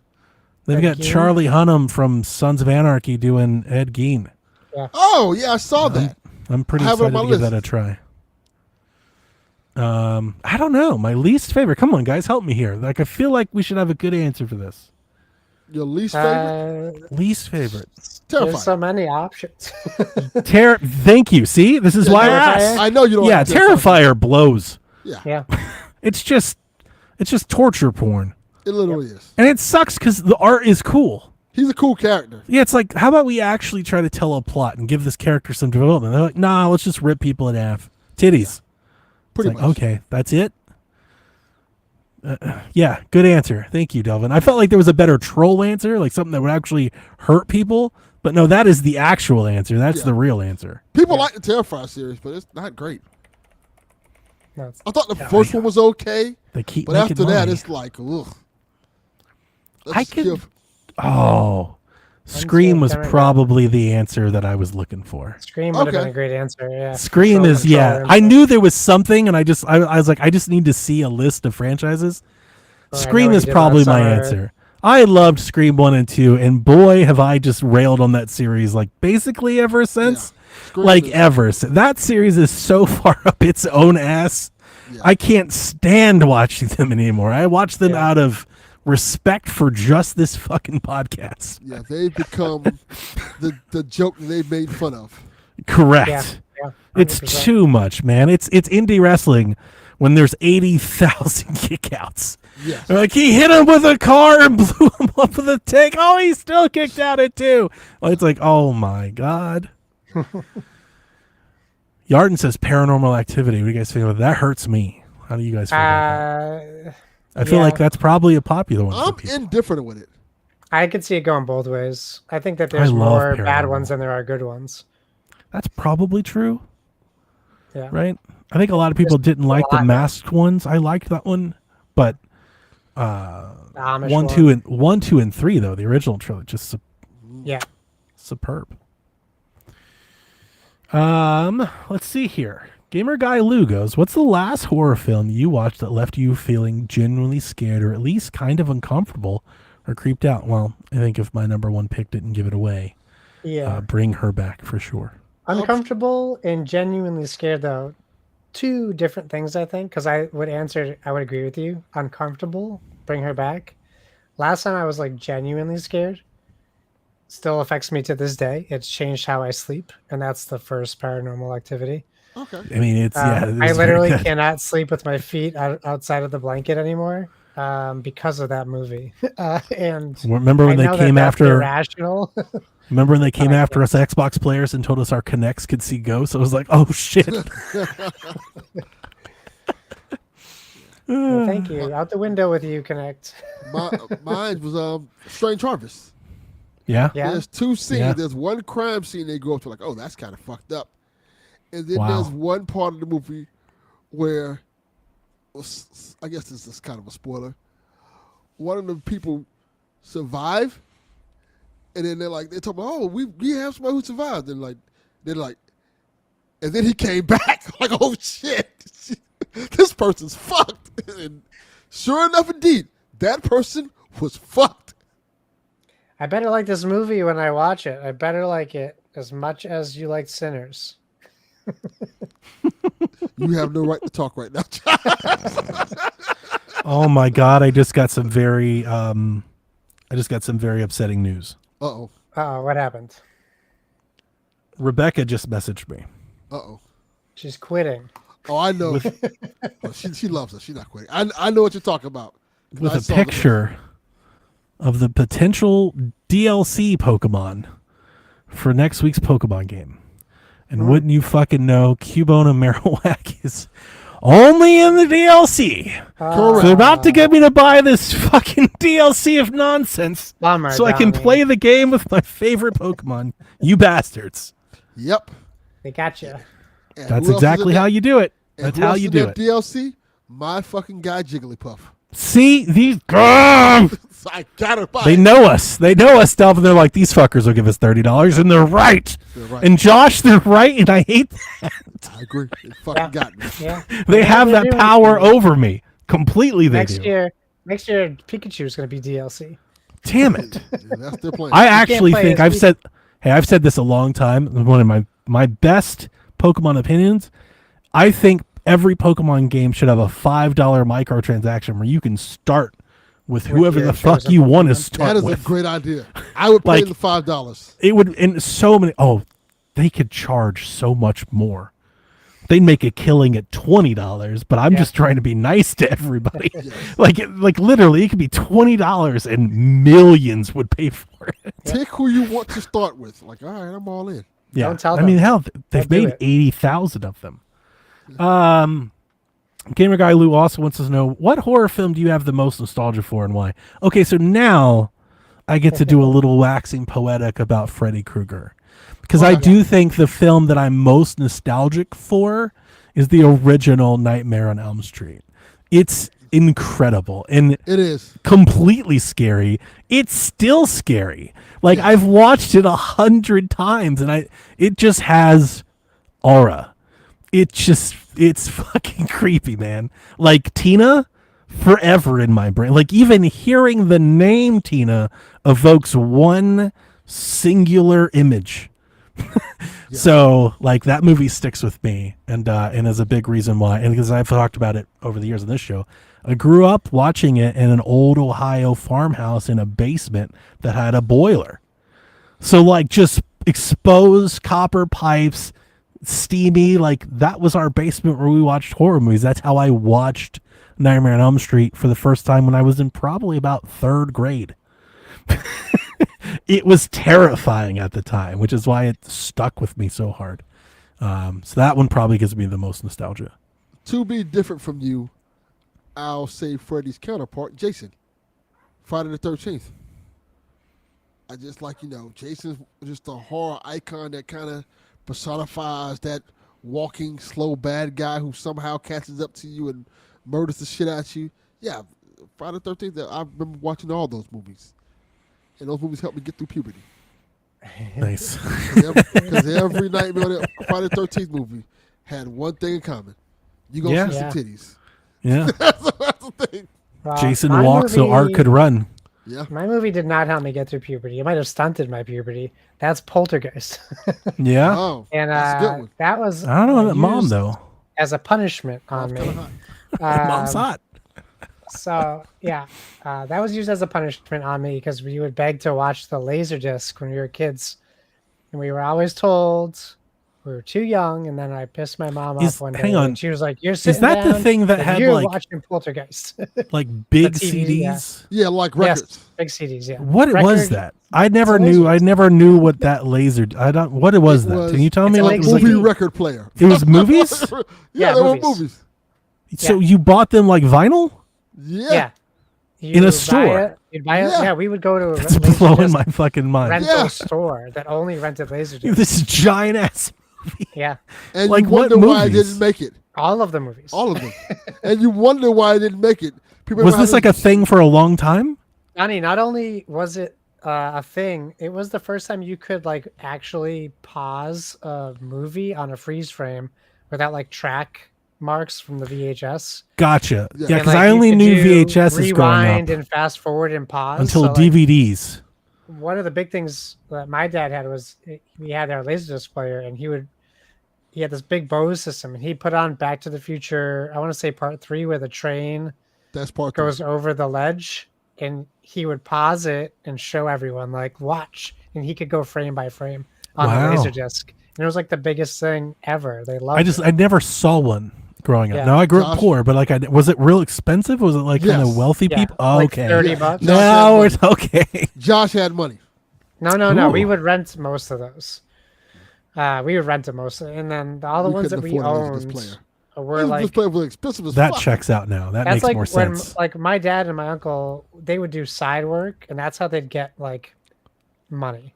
Drug They're dealer. like, take a Laserdisc, whatever. So they would do Ooh. stuff like that, Yeah. under the table stuff. Drug Yeah. dealer. See, I was right. Yeah. Maybe. I respect it. Cool. And Haley's last question was, if you could reimagine one of your favorite horror films, how would you do it? Oh boy. Reimagine. Can we take the first Halloween and make it better? How fucking dare you? Just kidding. They already did it. Rob Zombie did it. I'm teasing, kind of. I'm just trying to get back off, forget about the Sinner stuff, and just think about how I hate the first Halloween. I'm trying to think, what horror movie would I want to reimagine? Like a lot of them, like perfect the way they are. But A also, lot how of would horror you do it? movies are perfect the the way they ones- are. the ones Is that that I really that's your No. box quote? Because I A don't lot think of that's the horror true. movies that I like the classic ones, you know what, like Evil Dead, for example. If you watch Evil Dead 1, it's very hokey. There's a lot of hokey things that look fake as shit, but that's part of the charm of it. Yeah. Sure. I don't know if I want to change that. Like, if I change it, it won't have that same charm and feel to it. Yeah. You know, there's a horror movie franchise we didn't talk about, because it's like more adjacent horror that I would love to see it reimagined is Cube. I'm such a Okay. huge fan of Cube. it's on my and watch now- list. And now we're in the age of escape rooms. Cube was like decades ahead Cube of its could be time. good. Yeah. This would like be the perfect time to reimagine Cube with this knowledge of escape rooms that everybody has now. I mean, I feel like I could remake a bunch of bad movies. I mean, but just redoing it's not going to make it any better, I guess. Right. Yeah, that's I what I'm don't- thinking. Yeah. Like, well, you can. I mean, you can consider it a redo as long because you're bringing new ideas to it. It can still follow the basic. Yeah. I'm more like thinking. Every time I think about it, like I'm just trying to like axe a movie. Yeah. Like I could just delete some from existence. Like for sure. You know, I could Thanos a few. You know, I think we've really ringed out some franchises' name appeal in some really Yeah. terrible ways. She does say one of your faves though, so I guess we wouldn't want to pick the bad ones. Yeah. I mean, I had this pitch before, and I think they kind of did it. It was just real shitty. But when we started recording Decade of Horror, I think somebody asked us a question like something we would maybe remake or something, and my answer at the time I thought was profound. I think in a modern setting, in today's world with technology and AI and everything, I think if done well, Children of the Corn could be fucking epic. Yeah. Like, I think all of the ingredients are there for that to be fucking rad. And there was just like, I think someone in our Discord told me during COVID or something, like I guess they kind of did it, but it was like a straight to, not even DVD, just this there shit was a house. weird one that came out. Yeah, like this just shitty production. But I mean, I think that's something you could put money into and get something out of. Like, that could be super creepy. I think that's a good premise.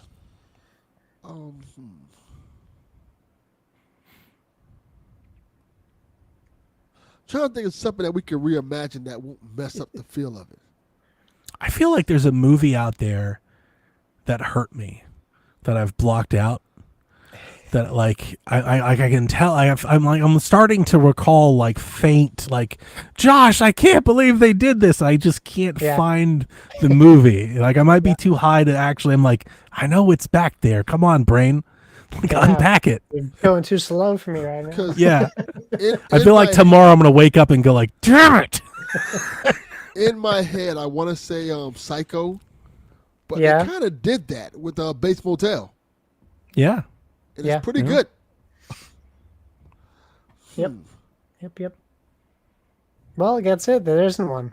Damn it. Yeah, Wishmaster. See, the thing that comes to my mind is like, when I think of like reimagining a movie, the first thing that comes to my mind is like how they reimagined RoboCop. And it's like, and everybody hates it because it's like, it like lost all the charm. What makes RoboCop great? Mistake. Yeah, I don't want to do that. One of my favorite horror movie, Josh. I don't know. I can hear it. I can hear it playing in the back of my brain. I'm like, Jeepers Creepers back there. You got Wishmaster. Jeepers Creepers is terrible. I have one. What do you Maniac Cop. Reimagining Maniac Cop. I like the Bruce Campbell reference. Would be great. Yeah, sure. I can't argue with that. Because it's not a great movie at all. Should they remake it? No, but could they remake it better? Yes. Yeah, they can remake it better. But they shouldn't remake it. They probably shouldn't. It's not a great movie. Maniac Cop's not a great movie. I got nothing. That's okay. It's okay. And that's okay. Is it The Killing? All right. The Killing of Sacred Deer. Uh-huh. You want to remake that? I want to make it better. It's great, Donnie. I loved it. It is great. Truly unsettling. Yeah. Gamer Guy Lou, if you haven't seen it, you want a truly unsettling, like, make you almost want to turn it off horror movie? Yeah. Do a double feature. Watch The Killing of Sacred Deer afterwards. The Coffee Table. Oh, the coffee table. That's right. Oh.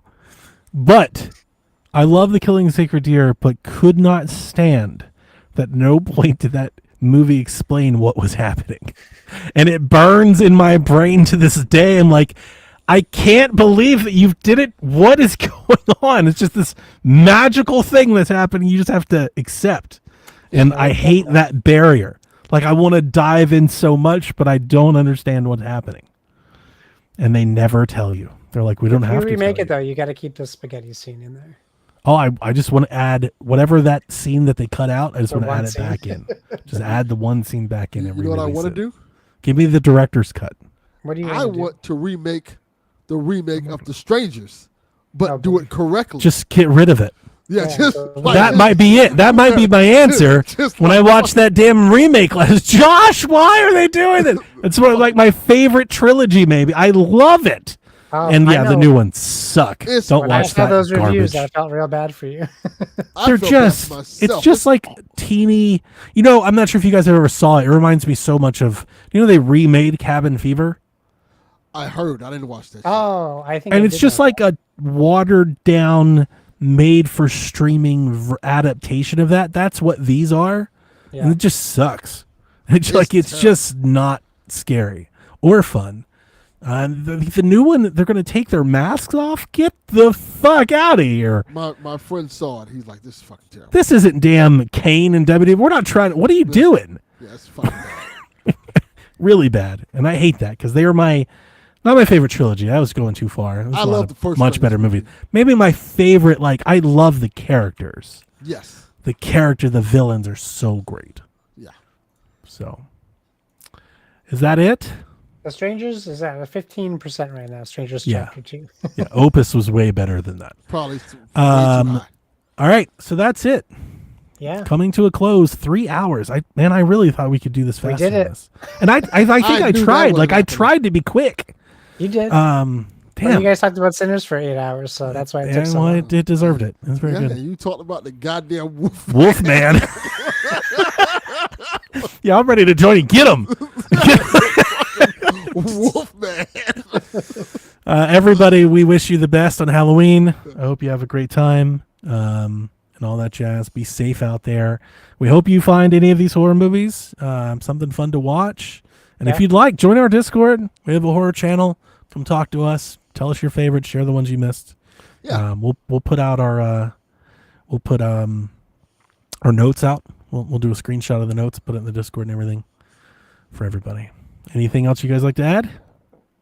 We gotta keep Kyle honest. He has 2 movies he has to watch: Ooh. Hereditary and Midsommar.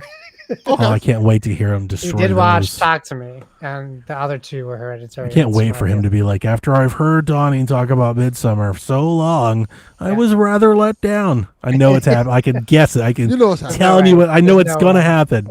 Hmm. I can't wait. I keep telling him he's gotta watch it. So when you talk to him, anyone in the listening, when you talk to Kyle in Discord, just make sure you're telling him to watch those movies. He has some homework to do. Yeah. All right, everybody. That's it. We'll see you next year. Peace. Hi, I'm Chucky, and I'm your friend to the end. Heidi ho!